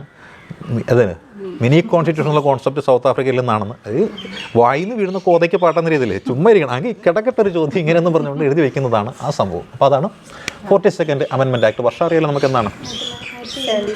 1976 ഈ മിനി കോൺസ്റ്റിറ്റ്യൂഷൻ വന്നത് അല്ലേ. അപ്പോൾ മിനി കോൺസ്റ്റിറ്റ്യൂഷനുമായി ബന്ധപ്പെട്ടുകൊണ്ട് എന്ത് പറയാം നമുക്ക്? എന്തൊക്കെ കാര്യങ്ങൾ ഇവിടെ നടന്നതെന്നറിയാം. ആദ്യമായിട്ട് നമ്മൾ നോക്കിയാൽ നമ്മുടെ പാർലമെൻറ്റാണല്ലോ മാറ്റങ്ങൾ വരുത്തുന്നത്. പാർലമെൻറ്റുകാർ നോക്കാൻ നേരത്ത് രാജ്യസഭയിൽ MP വന്നിരുന്ന് 6 വർഷം ആനുകൂല്യങ്ങളെല്ലാം മേടിച്ചുകൊണ്ട് പോകണം. ഞങ്ങൾക്ക് 5 വർഷം മേടിക്കാൻ പറ്റുന്നുള്ളൂ അല്ലേ. അതൊരു അനീതിയല്ലേ. ആ അനീതി അങ്ങോട്ട് മാറ്റി എന്ത് ചെയ്തു? 6 വർഷത്തേക്ക് മാറ്റി. അതായത് ലോക്സഭയുടെയും രാജ്യസഭയുടെയും കാലാവധി തുല്യമായിട്ട് അങ്ങോട്ട് മാറ്റി അല്ലേ. 6 വർഷത്തേക്ക് മാറ്റി. പിന്നെന്തൊക്കെ മാറ്റം? രാജ്യസഭയ്ക്ക് 6 വർഷമാണ് അന്നും ഇന്നും. രാജ്യസഭയ്ക്കല്ല, രാജ്യസഭാ മെമ്പർമാർക്ക്. രാജ്യസഭ സ്ഥിരസഭയാണ്, മെമ്പർമാർക്ക് മാത്രമേ 6 വർഷമുള്ളൂ. ലോക്സഭക്കാരാണ് 5 വർഷം കഴിയുമ്പോൾ പോകേണ്ടത്. അപ്പോൾ നോക്കാൻ നേരത്ത് അവനും MP ഞാനും MP. അവൻ 6 വർഷം ഇരുന്നതിൻ്റെ പെൻഷൻ വായിക്കുന്നു, ഞാൻ 5 വർഷം ഇരുന്നതിൻ്റെ അല്ലേ മേടിക്കുന്നുള്ളൂ. അതുകൊണ്ട് 2 കൂട്ടർക്കും 6 വർഷമാക്കി പരിക്ക് തീർത്തു കൊടുക്കും. പിന്നെ എന്തൊക്കെ മാറ്റം വന്നു അറിയാവോ? പ്രിയാമ്പിൾ. അതായത് തുടക്കം എന്ന് പറയുന്നത് പ്രിയാമ്പിൾ. അതാണ് നമ്മൾ അടിമുതൽ മുടി വരെ എന്ന് പറയുന്നില്ലേ. ആ പ്രിയാമ്പിൾ എന്ന് പറഞ്ഞതിന് മാറ്റം ഉണ്ടായി. പ്രിയാമ്പിളിൽ എന്ത് ചെയ്തു? പുതിയ 3 പദങ്ങൾ കൂട്ടിച്ചേർത്തു. ഏതൊക്കെയാണ്? സോഷ്യലിസ്റ്റ് അല്ലേ, സെക്യുലർ, പിന്നെയോ ഇൻറ്റഗ്രിറ്റി. സോഷ്യലിസം എന്നൊക്കെ പറഞ്ഞാൽ വളരെ ശരിയാണ്. സോഷ്യലിസ്റ്റ് സ്ഥിതി സമത്വം എന്നല്ലേ പറയണത്. സ്ഥിതി സമത്വമാണ്. നമ്മൾ ഒരു പേന വാങ്ങിക്കുന്നു അല്ലേ. ഇന്ത്യയിലെ ഏറ്റവും വലിയ കോടീശ്വരനാരാണ്? അദാനിയല്ലേ. ഇപ്പം അദാനി പോയി ഒരു പേന വാങ്ങിക്കുന്നു. ഈ മാർക്കർ പേന ഞാൻ വാങ്ങിക്കുമ്പോൾ എൻ്റെ നിന്ന് 35 രൂപ മേടിക്കുകയാണെങ്കിൽ അദാനി എന്നാലും അദാനിയുടെ നിന്ന് 35 രൂപ മേടിക്കും. അതാണ് സോഷ്യലിസം. ഒരു പേന എനിക്ക് തരുന്ന അതേപോലെക്ക് തന്നെ അംബാനിക്കും കൊടുക്കും, അദാനിക്കും കൊടുക്കും, എല്ലാവർക്കും കൊടുക്കും. സ്ഥിതി സമത്വമാണ്. അതാണ് ഗവൺമെൻറ് വിഭാവനം ചെയ്യുന്ന സോഷ്യലിസം എന്ന് പറയുന്നത്. അതാണ്. അല്ലാതെ അദാനിക്ക് കോടിക്കണക്കിന് രൂപ മാസശമ്പളം കിട്ടുന്നു, എനിക്ക് 17,500 രൂപ മാസശമ്പളം കിട്ടുന്നു അല്ലേ. അതാണ് സോഷ്യലിസം. നമ്മൾ ചിന്തിക്കാൻ പാടില്ല. സർക്കാർ നമുക്ക് ഇങ്ങനെ തരുന്നത് അതാണ് സോഷ്യലിസം. നമുക്ക് അരി തരുന്നു, അരിയുടെ വില, മാർക്കറ്റിലുള്ള വില എല്ലാം തുല്യമല്ലേ. എത്ര കോടീശ്വരനാണെങ്കിലും ശതകോടീശ്വരനാണെങ്കിലും അല്ല എത്ര ദരിദ്രനാരായണനാണെങ്കിലും 2 കൂട്ടർക്കും ഒരേ രീതിയിലല്ലേ. അതാണ് സോഷ്യലിസം. അപ്പോൾ സ്ഥിതി സമത്വം ഒരു സൈഡ് ഞാൻ പറയുന്നുള്ളൂ കേട്ടോ. അപ്പോൾ ഇതാണ് സോഷ്യലിസം എന്നുള്ളത്. പിന്നെയോ സെക്കുലറിസം. ഇന്ത്യ ഏത് മതത്തിൻ്റെ രാജ്യമാണ്? എല്ലാ മതത്തിൻ്റെയും രാജ്യമാണ്, സർവ്വധർമ്മ സമഭാവന എന്നാണ് നമ്മൾ പറയുന്നത് അല്ലേ. ഇതാണ് സെക്കുലാറിസം എന്ന് പറയുന്നത്. പിന്നെയോ ഇൻറ്റഗ്രിറ്റി എന്ന് വെച്ചാൽ എന്താണ്? അഖണ്ഡത എന്നാണ് പറയുന്നത്. നമ്മുടെ ഇടയിൽ പല ഭാഷ സംസാരിക്കുന്നവരുണ്ട്, പല മതം സംസാരിക്കുന്നവരുണ്ട്, പല പാർട്ടിയിൽപ്പെട്ടവരുണ്ട്, പല സാമുദായിക സംഘടനകളിൽപ്പെട്ടവരുണ്ട്. പക്ഷേ നമുക്ക് എല്ലാവർക്കും എന്തുണ്ട്? പൊതുവേ ഒരു ഐക്യമുണ്ട്. അതാണ് ഇൻറ്റഗ്രിറ്റി, അഖണ്ഡത എന്ന് പറയുന്നത്. അപ്പോൾ ഇത് മൂന്നും നമുക്ക് അനിവാര്യമാണ് എന്ന് പറഞ്ഞിട്ട് അതിനെ കൂട്ടിച്ചേർത്തു. എവിടെയാണ്? പ്രിയാമ്പിളിൽ കൂട്ടിച്ചേർത്തു എന്നാണ് പറയുന്നത്. അപ്പോൾ പ്രിയാമ്പിൾ എന്ന് പറഞ്ഞ സംഭവം കൂടി നമ്മൾ എന്ത് ചെയ്തു? ഭേദഗതി വരുത്തി. ആദ്യമായിട്ടും അവസാനമായിട്ടും പ്രിയാമ്പിളിനെ മാറ്റം വരുത്തിയത് ഈ പറയുന്ന 1976-ലെ 42ാമത്തെ ഭരണഘടനാ ഭേദഗതി പ്രകാരമാണെന്ന് പറയാൻ പറ്റും. പിന്നെന്താണ് ഇവിടെ മാറ്റം വന്നത്? എന്തെങ്കിലും ഓർമ്മയുണ്ടോ? ഫണ്ടമെൻ്റൽ ഡ്യൂട്ടി എന്നും പറഞ്ഞിട്ടുള്ളൊരു സംഭവമുണ്ട്. അതായത് നമ്മൾ ഇങ്ങോട്ടെടുക്ക് എന്നും പറഞ്ഞ് രാജ്യത്തോട് ഇങ്ങനെ ഡിമാൻഡ്, അതെൻ്റെ അവകാശമാണ് എന്ന് പറഞ്ഞ് ഇങ്ങനെ ചോദിച്ച് മേടിച്ചിട്ടിരിക്കണം. അവസാനം അവകാശം തന്നു ഗവൺമെൻറ്റിന് മടുത്ത് എന്ത് പറഞ്ഞ് എന്തായിരിക്കാം? നീ ഇതെല്ലാം മേടിച്ചെടുക്കുന്നുണ്ടല്ലോ, തിരിച്ച് രാജ്യത്തിന് എന്തെങ്കിലും കൊടുക്കുന്നുണ്ടോ എന്ന് ചോദിച്ചു. അന്നേരം എങ്കിൽ ഞങ്ങൾ കുറച്ച് ലിസ്റ്റ് തരാം, ഇതൊക്കെ നീ അങ്ങോട്ട് പ്രാവർത്തികമാക്കിക്കൊള്ളാൻ പറഞ്ഞു. അങ്ങനെ എന്ത് ചെയ്തു? ഒരു 10 ലിസ്റ്റ് ആദ്യം തന്നു. അത് കഴിഞ്ഞപ്പോൾ എന്ത് ചെയ്തു? 86ാമത്തെ ഭരണഘടനാ ഭേദഗതി പ്രകാരം 2002 വിദ്യാഭ്യാസം അത് വീണ്ടും 11ാമത് കൂടി തന്നു. അങ്ങനെ ഫണ്ടമെൻ്റൽ ഡ്യൂട്ടി എന്ന് പറയുന്ന സംവിധാനം എന്ത് ചെയ്തു? നമുക്ക് ഇങ്ങോട്ട് കൊണ്ടുവന്ന് തരികയാണ് ചെയ്യുന്നത്. അപ്പോൾ അങ്ങനെ ഫണ്ടമെൻ്റൽ ഡ്യൂട്ടി വന്നതും പ്രിയാമ്പിളിൽ മാറ്റം വന്നതും ഈ പറയുന്ന ലോക്സഭയുടെ കാലാവധി എന്ന് പറയുന്നത് 76-ൽ 5 വർഷത്തിൽ നിന്ന് 6 വർഷത്തിലേക്ക് മാറ്റം വരുത്തിയതൊക്കെ എന്ന് പറയുന്നത് ഈ 42ാമത്തെ ഭരണഘടനാ ഭേദഗതിയാണ്. 42ാം ഭരണഘടനാ ഭേദഗതി വെച്ചാൽ എന്താണ്? ഈ PSC പരീക്ഷ നടത്താൻ തുടങ്ങിയ കാലം തൊട്ട് ചോദിച്ചു വന്നതുകൊണ്ട് ഇനി അതിൽ നിന്ന് വലിയ കാര്യമായിട്ട് ചോദ്യങ്ങളൊന്നും ഉണ്ടാവാനായിട്ടുള്ള സാധ്യത ഇല്ല എന്ന് നമുക്ക് മനസ്സിലാക്കാം അല്ലേ. കൺകറൻറ്റ് ലിസ്റ്റിൽ കുറച്ച് കാര്യങ്ങളൊക്കെ മാറ്റം വന്നു അല്ലേ. കൺകറൻറ്റ് ലിസ്റ്റിൽ മാറ്റം വന്നു. നമ്മുടെ ലിസ്റ്റ് സിസ്റ്റമൊക്കെ അറിയാമല്ലോ. എന്താണ് ലിസ്റ്റ് സിസ്റ്റം? അതെ, നമ്മുടെ വീട് തന്നെ, വീട്ടിൽ അച്ഛൻ ചെയ്യേണ്ട കാര്യങ്ങൾ, അമ്മ ചെയ്യേണ്ട കാര്യങ്ങൾ അല്ലേ, മക്കൾ ചെയ്യേണ്ട കാര്യങ്ങൾ, ഇങ്ങനെ ഡ്യൂട്ടി ഉണ്ടല്ലോ. പിന്നെ എല്ലാവരും കൂടി ചെയ്യേണ്ട കാര്യങ്ങൾ. അതേപോലെ കേന്ദ്രം ചെയ്യേണ്ട കാര്യങ്ങൾ യൂണിയൻ ലിസ്റ്റ്, സ്റ്റേറ്റ് സംസ്ഥാനം ചെയ്യേണ്ട കാര്യങ്ങൾ സ്റ്റേറ്റ് ലിസ്റ്റ് അല്ലേ. രണ്ട് കൂട്ടരും കൂടി ഒന്നിച്ച് ചെയ്യേണ്ടുന്ന കാര്യങ്ങൾ കൺകറൻറ്റ് ലിസ്റ്റ്. അപ്പോൾ അങ്ങനെയുള്ള കാര്യങ്ങളൊക്കെ ഇവിടെ സംഭവിക്കുന്നു. പിന്നെ നമ്മൾ നോക്കിയാൽ പിന്നെ നമുക്ക് അടുത്ത ഭരണഘടനാ ഭേദഗതി എന്ന് പറയുന്ന സംഭവം ഉണ്ടല്ലോ. ഇത് വളരെ സിമ്പിളായിട്ട് എല്ലാവരും പഠിച്ചിട്ടുള്ള കാര്യങ്ങളാണതുകൊണ്ട് ഇതിൽ നമ്മൾ അധികം കിടന്ന് മലമറിക്കേണ്ട യാതൊരു കാര്യമില്ല. നമുക്ക് 42ാമത്തെ ഭേദഗതി എന്ന് പറയുന്നത് എല്ലാവർക്കും അറിയാം അല്ലേ. 44 അതും പൊതുവായി എല്ലാവർക്കും അറിയാവുന്നതാണ് അല്ലേ. നമ്മൾ ശ്രദ്ധയും സമയം കൊടുക്കേണ്ട ഇടയ്ക്ക് കയറുന്ന റെയർ സംഭവങ്ങളുണ്ട്, അതിൽ കൊടുക്കണം കേട്ടോ. അത് 44 സിമ്പിളായിട്ട് നിങ്ങളൊന്ന് ചിന്തിച്ചേ. ഈ PSC തന്നെ കുറേ സ്ട്രെസ് ചെയ്ത് പറഞ്ഞിരിക്കുന്ന ഭേദഗതിയാണ്. ആ ഭേദഗതി എല്ലാവരും പഠിക്കും, ഉറപ്പല്ലേ. അപ്പോൾ 44ാമത്തെ ഭരണഘടനാ ഭേദഗതി അതെന്നായിരുന്നു? 1978-ലാണ് ഈ 44ാമത്തെ ഭരണഘടനാ ഭേദഗതി വന്നത്. 1978-ലാണ്. അത് ഏത് ഗവൺമെൻറ്? അത് പ്രത്യേകമായിട്ട് നോട്ട് ചെയ്തേക്കണം. ജനതാ പാർട്ടി ഗവൺമെൻറ് കൊണ്ടുവന്ന. ജനതാ പാർട്ടി ഗവൺമെൻറ് എന്ന് പറയുമ്പോൾ കോൺഗ്രസ്സിന് എതിരായിട്ട് ഇന്ത്യയിൽ ആദ്യമായിട്ട് ഒരു ഗവൺമെൻറ് വരുന്നത് കോൺഗ്രസ് ഇതര ഗവൺമെൻറ് എന്ന് നമ്മളതിനെപ്പറ്റി പറയുന്നത് ജനതാ ഗവൺമെൻറ് എന്ന് പറയും കേട്ടോ. ഇത് നേതാവിൻ്റെ പേര് നമുക്കറിയാനാണ്. മൊറാർജി ദേശായിയാണ് നേതാവ് എന്ന് നമുക്കറിവുള്ള കാര്യമാണ്. മൊറാർജിയുടെ നേതൃത്വത്തിൽ വന്നതാണ് ഈ ഗവൺമെൻറ് എന്നറിയാം അല്ലേ. 2 വർഷം ആയുസ്സുണ്ടായിരുന്നുള്ളൂ അല്ലേ. അത് അത്രയേ ഉണ്ടായിരുന്നുള്ളൂ. ആ 2 വർഷ കാലയളവിൽ എന്ത് ചെയ്തു? ഇവർ മാറ്റം വരുത്തി. അതാണിത്. ഇവർ മാറ്റം വരുത്തിയതിനെയാണ് നമ്മളെന്ത് വിളിക്കുന്നത്? 78-ലെ 44ാമത്തെ ഭരണഘടനാ ഭേദഗതി എന്ന് വിളിക്കുന്നത്. ഇന്ദിരാഗാന്ധി ചെയ്ത പല കാര്യങ്ങളും എന്ത് ചെയ്തു? 76-ലെ 42ാം ഭരണഘടനാ ഭേദഗതിയിലൂടെ ഇന്ദിരാഗാന്ധി ചെയ്ത പല കാര്യങ്ങളെ ഇവരെന്ത് ചെയ്തു? തിരുത്തി കളഞ്ഞു. അതാണ് സംഭവിച്ചത്. അങ്ങനെ തിരുത്തലുണ്ടായി അല്ലേ. അപ്പോൾ അത്തരത്തിൽ തിരുത്തലുകൾ വന്നത് പ്രധാനമായിട്ടും എന്ത് ചെയ്തു? ലോക്സഭാ മെമ്പർമാരോട് പറഞ്ഞു 5 വർഷം അവിടെ ഇരുന്ന് വെച്ചാൽ മതി, 6 വർഷം കണ്ട് തുള്ളണ്ടെന്ന് പറഞ്ഞു അല്ലേ. അങ്ങനെ 5 വർഷം എന്ന രീതിയിലേക്ക് അത് കൊണ്ടുവന്നു അല്ലേ. പിന്നെന്താ മാറ്റം വന്നത്? പിന്നെ പറഞ്ഞു തോന്നുമ്പേ അടിയന്തരാവസ്ഥ പ്രഖ്യാപിക്കാനായിട്ടൊന്നും നടക്കത്തൊന്നുമില്ല. അടിയന്തരാവസ്ഥ കൂടണമെന്നുണ്ടെങ്കിൽ എന്ത് ചെയ്യണം? പേപ്പറിൽ മുദ്രക്കടലാസിൽ എഴുതിക്കൊണ്ട് രാഷ്ട്രപതിയുടെ കൈ കൊടുത്തിട്ട് മാത്രമേ പ്രഖ്യാപിക്കാൻ പാടുള്ളൂ എന്ന് പറഞ്ഞു. അങ്ങനെ ക്യാബിനറ്റിൻ്റെ റിട്ടേൺ ഡോക്യുമെൻറ്റ്സ് ഉണ്ടെങ്കിൽ മാത്രമേ അടിയന്തരാവസ്ഥ പ്രഖ്യാപിക്കാനായിട്ട് പ്രസിഡന്റിന് സാധിക്കുകയുള്ളൂ എന്ന് പറയുന്ന ഒരു അവസ്ഥ വന്നല്ലേ. ക്യാബിനറ്റിൻ്റെ റിട്ടേൺ ഡോക്യുമെൻ്റ് ഉണ്ടെങ്കിൽ മാത്രമേ എന്ത് പ്രഖ്യാപിക്കാൻ പറ്റുള്ളൂ? അടിയന്തരാവസ്ഥ പ്രഖ്യാപിക്കാനായിട്ട് പ്രസിഡന്റിന് പറ്റുകയുള്ളൂ എന്ന് പറയും. അങ്ങനെ അടിയന്തരാവസ്ഥ എന്നുള്ള പ്രൊസീജിയറിൽ മാറ്റം വരുത്തി എന്ന വ്യവസ്ഥ ഇവിടെയാണ് വരുന്നത്. പിന്നെന്ത് മാറ്റം വന്നെന്നറിയാമോ? 44ാമത്തെ ഭരണഘടനാ ഭേദഗതിയിൽ പിന്നെ നടന്നത് അത് തന്നെ ഏറ്റവും പ്രധാനപ്പെട്ട സംഭവം ഏതാണ്? സ്വത്ത് എന്ന് പറയുന്നൊരു അവകാശം ഉണ്ടായിരുന്നു. ഈ സ്വത്തെന്ന് വെച്ച് കഴിഞ്ഞാൽ നല്ല കാര്യമാണ്, പക്ഷേ ഏറ്റവും മോശം സാധനമാണ്. നമ്മുടെ നാട്ടിലൊരു ആശുപത്രി വരണം, ആശുപത്രി കെട്ടണമെന്നും ആശുപത്രി വരണമെന്ന് എല്ലാവർക്കും ആഗ്രഹമുണ്ട്. പക്ഷേ ആരും എന്ത് കൊടുക്കില്ല? സ്ഥലം വിട്ട് കൊടുക്കില്ല. എൻ്റെ സ്ഥലം ഞാൻ കൊടുക്കുകയില്ല അല്ലേ. ഒരു വഴി വരണം അല്ലേ. വഴിയില്ല, ആൾക്കാർ ആശുപത്രി കൊണ്ടുപോകാനായിട്ട് ബുദ്ധിമുട്ടാണ്, റോഡില്ല അല്ലേ. ഭയങ്കര പരാതി പറയുന്നതാണ്, എൻ്റെ സ്ഥലം ഞാൻ കൊടുക്കുകയില്ല. കാര്യം എന്താ, നമ്മൾ കൊടുക്കുന്ന ആൾക്കാരല്ല, എടുക്കുന്ന ആൾക്കാരായിട്ട് ഉള്ള ആൾക്കാരാണ് കൂടുതൽ. അതാ കുഴപ്പം പറ്റുന്നത്. അപ്പം അങ്ങനെ നോക്കുമ്പോൾ വികസന പ്രവർത്തനങ്ങൾ ഉണ്ടാവില്ല. രാജ്യത്ത് അടിസ്ഥാന സൗകര്യങ്ങൾ വികസിച്ചെങ്കിലേ രാജ്യം പുരോഗതിയിൽ. വിമാനത്താവളം വേണം, റെയിൽവേ സ്റ്റേഷൻ വേണം, റോഡുകൾ വേണം, സ്കൂളുകൾ വേണം, ആശുപത്രികൾ വേണം, അല്ലേ? എല്ലാം വേണ്ടേ? ഇതിനൊക്കെ സ്ഥലം ഏറ്റെടുക്കണ്ടേ? അപ്പോൾ പറ്റുന്ന സ്ഥലങ്ങൾ ഗവൺമെൻറ്റിന് ഏറ്റെടുക്കണം. ഗവൺമെൻറ് തീരുമാനിച്ചു. അങ്ങനെയാണെങ്കിൽ ആഡ്വക്കേറ്റ് കോമ്പൻസേഷൻ കൊടുത്തിട്ട്, അതായത് ആനുപാതികമായ നഷ്ടപരിഹാരം കൊടുത്തിട്ട് പ്രദേശങ്ങൾ ഏറ്റെടുക്കണം. അതിന് ഗവൺമെൻറ് തീരുമാനിച്ചു. അങ്ങനെ ഗവൺമെൻറ് തീരുമാനിച്ചു കഴിഞ്ഞപ്പോൾ അതായി പല പ്രശ്നങ്ങളൊക്കെ ഉണ്ടായി. അതിൽ ഏറ്റവും പ്രധാനപ്പെട്ട കാര്യം എന്ന് വെച്ചാൽ നമ്മുടെ കേരള സർക്കാർ ഭൂമിയില്ലാത്ത ആളുകൾക്ക് ഭൂമി കൊടുക്കാൻ വേണ്ടിയിട്ട് മിച്ച ഭൂമി കണ്ടെത്താൻ തീരുമാനിച്ചു. എന്നിട്ട് കൈവശം വയ്ക്കാവുന്ന ഭൂമിയുടെ പരിധിയൊക്കെ നിശ്ചയിച്ചിട്ട് കേരളം കണ്ട ഏറ്റവും മികച്ച മുഖ്യമന്ത്രി എന്ന പേരിൽ അറിയപ്പെടുന്ന അച്യുതമേനോൻ്റെ കാലത്താണ് ഭൂപരിഷ്കരണ നിയമം കൊണ്ടുവരുന്നത്. 70-ൽ. ആ 70-ൽ ഭൂപരിഷ്കരണ നിയമം വന്നപ്പോൾ എന്താണ്, കൂടുതൽ കൈവശം വെച്ചിരിക്കുന്ന ഭൂമി പിടിച്ചെടുക്കാൻ തീരുമാനിച്ചു. അങ്ങനെ കാസർഗോഡ് ജില്ലയിലെ എടനീർ മഠത്തിൻ്റെ അധിപനായിരുന്ന കേശവാനന്ദ ഭാരതി എന്ന് പറയുന്ന ആളുടെ ട്രസ്റ്റിൽ ഉണ്ടായിരുന്ന ഭൂമിയും ഒരു പിടിച്ചെടുത്തു. അന്ന് സ്വത്ത് എന്ന് പറയുന്നത് മൗലികാവകാശമാണ്, മതപരമായ അവകാശം കൂടിയാണ്. കേശവാനന്ദ ഭാരതി ഇതിനെതിരായിട്ട് കോടതിയിൽ പോയി കഴിഞ്ഞപ്പോൾ അന്നത്തെ നിയമവ്യവസ്ഥ വെച്ചിട്ട് കേശവാനന്ദ ഭാരതിക്ക് അനുകൂലമായിട്ടാണ് കാര്യങ്ങൾ വന്നത്. കാര്യം സ്വത്ത് മൗലികാവകാശമാണ്, സർക്കാരിന് പിടിച്ചെടുക്കാൻ പറ്റില്ല. പിന്നെയോ ആർട്ടിക്കിൾ 26 പ്രകാരം എന്തായിരിക്കും, മതത്തിനെ മതവുമായി ബന്ധപ്പെട്ടിട്ടുള്ള സ്ഥാപനങ്ങളുടെ സ്വത്ത് കൈകാര്യം ചെയ്യാനുള്ള വ്യവസ്ഥയുണ്ട്.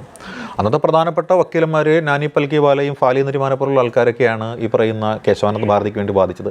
ആ കേസിലാണ് സുപ്രീം കോടതിക്ക് എന്ത് കിട്ടിയത്, ഗവൺമെൻറ്റിനെ തല്ലാനൊരു വടി കിട്ടിയത്. എന്നിട്ട് പറഞ്ഞെന്തായിരിക്കും, നിങ്ങൾ എന്ത് വേണമെങ്കിലും ഭേദഗതി ചെയ്തു, ഏത് മൗലികാവകാശം വേണമെങ്കിലും ഭേദഗതി, പക്ഷേ ഭരണഘടനയുടെ അടിസ്ഥാന ഘടനയെ തൊട്ട് കളിക്കരുത്, ബേസിക് സ്ട്രക്ചറിനെ തകർക്കരുതെന്ന് പറഞ്ഞിട്ടുള്ള ആ ഒരു വിധി 73-ലാണ് പ്രഖ്യാപിച്ചത്.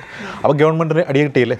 അങ്ങനെയാണ് ഗവൺമെൻറ് തീരുമാനിച്ചത്. അങ്ങനെയാണെങ്കിൽ അതിനൊരു മറുപടി കൊടുത്തേ പറ്റുകയുള്ളൂ. അങ്ങനെ എന്ത് ചെയ്തു, അത് നമ്മുടെ ഈ മൊറാർജി വന്നു കഴിഞ്ഞപ്പോൾ മൊറാർജി എന്ത് ചെയ്തു, കൊണ്ടുവന്നു. അതായത് മൗലികാവകാശമായിട്ട് സ്വത്ത് കരുതുന്നത് കൊണ്ടല്ലേ ഇവനൊക്കെ ഭൂമി വിട്ടുകൊടുക്കാത്തത്. അങ്ങനെയാണെങ്കിൽ അത് മൗലികാവകാശം ഞങ്ങൾ നീക്കിയിട്ട് അത് നിയമപരമായിട്ടുള്ള വെറുമൊരു ലീഗൽ റൈറ്റാക്കി മാറ്റുകയാണെന്ന് പറഞ്ഞിട്ട് എന്ത് ചെയ്തു, 31 എന്ന് പറഞ്ഞിട്ടുള്ള ആർട്ടിക്കിൾ 31, അതാണല്ലോ സ്വത്തവകാശം.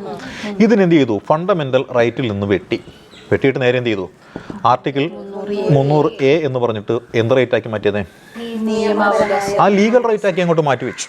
അങ്ങനെ ലീഗൽ റൈറ്റ് എന്ന പേരിട്ടുകൊണ്ട് ഇവനെ അങ്ങോട്ട് എടുത്ത് തട്ടി. എന്നാണ് 1978-ൽ 44ാമത്തെ ഭരണഘടനാ ഭേദഗതി പ്രകാരം, അല്ലേ, ആര് ചെയ്തു, മൊറാർജി ദേശയുടെ ഗവൺമെൻറ് ചെയ്തു. ഇതാണ് കാലാകാലങ്ങളായിട്ട് 44ാമത്തെ ഭരണഘടനാ ഭേദഗതിയുമായി ബന്ധപ്പെട്ടുകൊണ്ട് നമ്മൾ ഡീറ്റെയിൽ ആയിട്ട് പഠിച്ചു വരുന്നൊരു സാധനം എന്ന് പറയുന്നത്, അല്ലേ. ഇപ്പോൾ 44ാമത്തെ ഭരണഘടനാ ഭേദഗതി കഴിഞ്ഞു. ഇനി അടുത്ത പ്രധാനപ്പെട്ട ഭരണഘടനാ ഭേദഗതി ഏതാണ് നിങ്ങൾക്കറിയേണ്ടതെന്ന് ചോദിച്ചോളൂ സുചിത്ര. 50 സെക്കൻഡ് എന്ന് പറഞ്ഞൊരു ഭരണഘടനാ ഭേദഗതിയിൽ 52 കേട്ടിട്ടുണ്ടോ? 52 ആൻറ്റി ഡിഫെക്ഷൻ ലോ എന്ന് പറയും. അതെന്നാ വന്നത്, ഏത് വർഷമാണ്? 85-ലാണ്, അല്ലേ. 1985-ൽ. അപ്പോൾ 1985-ൽ ഭരണഘടനാ ഭേദഗതി ഒരെണ്ണം വന്നു.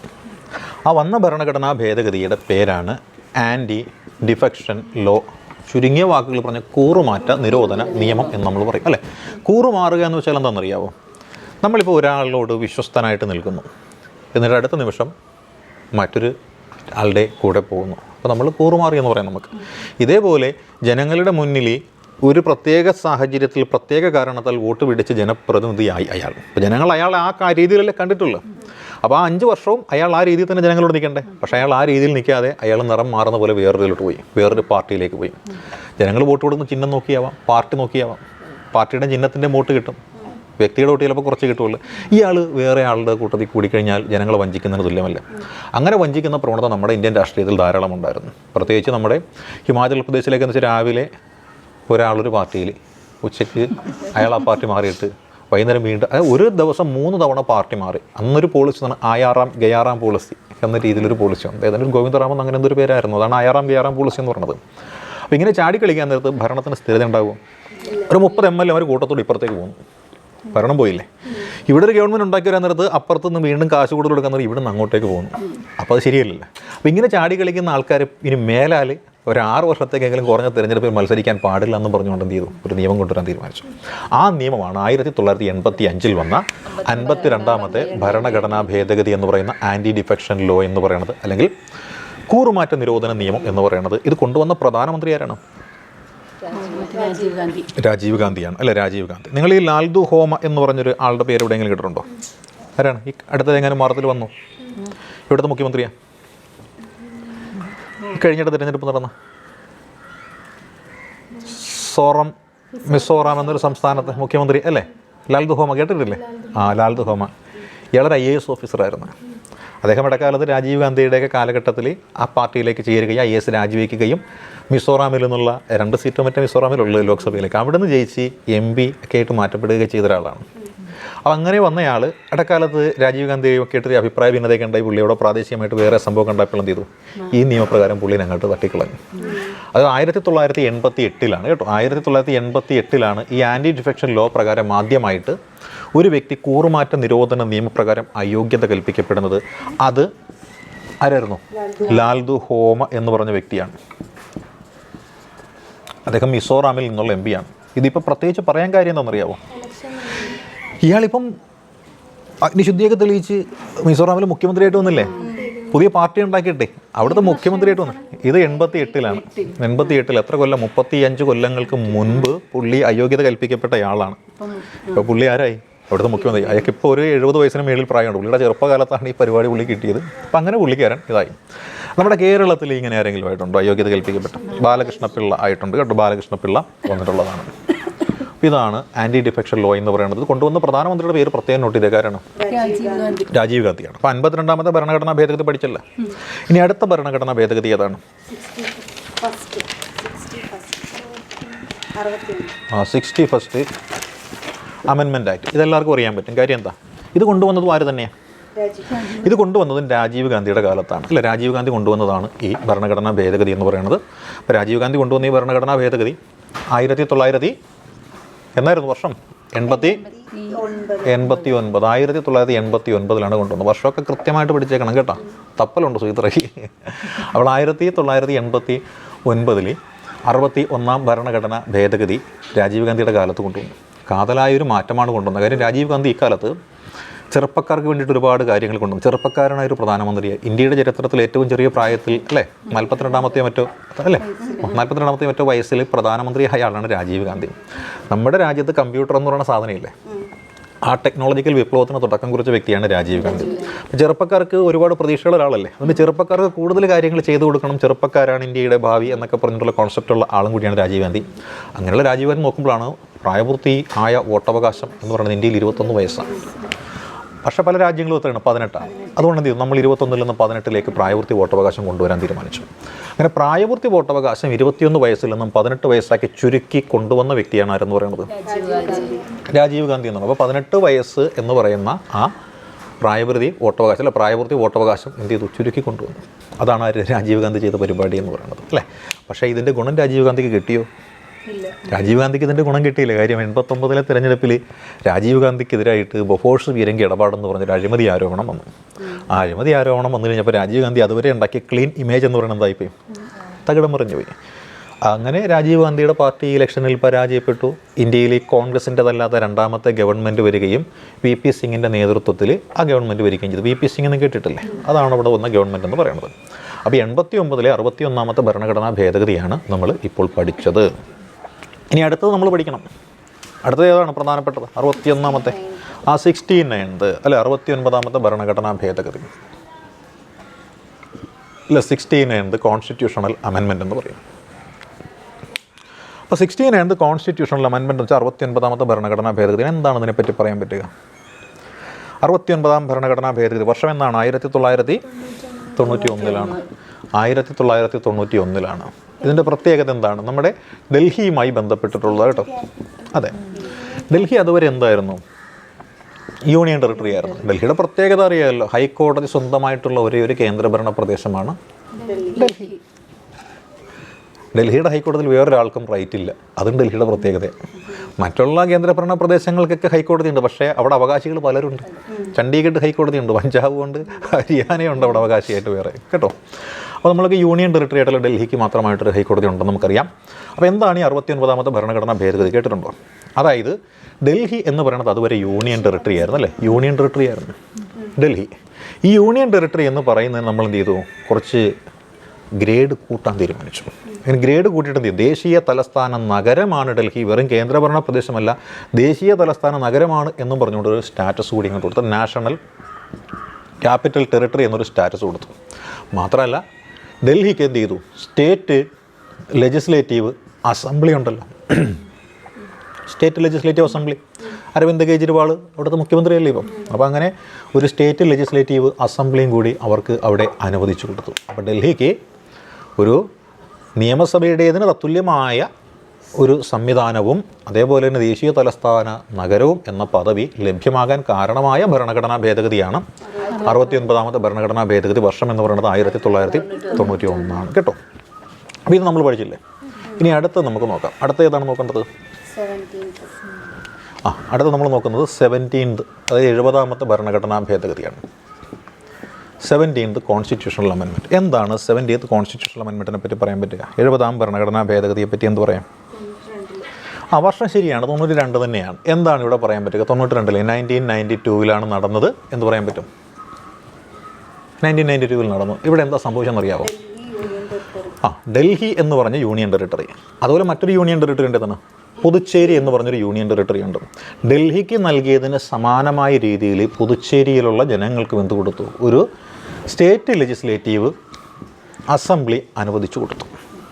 അതായത് ഡൽഹിക്കും കൊടുത്തതുപോലെ പുതുച്ചേരിക്കും എന്ത് ചെയ്തു? സ്റ്റേറ്റ് ലെജിസ്ലേറ്റീവ് അസംബ്ലി അനുവദിച്ചു കൊടുത്തു. ഈ സ്റ്റേറ്റ് ലെജിസ്ലേറ്റീവ് അസംബ്ലി എന്ന് വെച്ചാൽ MLA ഇരിക്കുന്ന സഭ എന്നല്ലേ അതിൻ്റെ അർത്ഥം. ഈ MLA ഒരു പ്രത്യേക റൈറ്റ് ഉണ്ട്, എന്താണെന്നറിയാവോ? MLA MP ഉള്ളതുപോലുള്ള ഒരു റൈറ്റ് അവർക്കുണ്ട്. അതായത് നമ്മുടെ രാഷ്ട്രപതി തിരഞ്ഞെടുപ്പിൽ മത്സരിക്കാനല്ല, വോട്ട് ചെയ്യാം അല്ലേ? രാഷ്ട്രപതി തിരഞ്ഞെടുപ്പിൽ വോട്ട് ചെയ്യാം, അതൊരു റൈറ്റാണ്.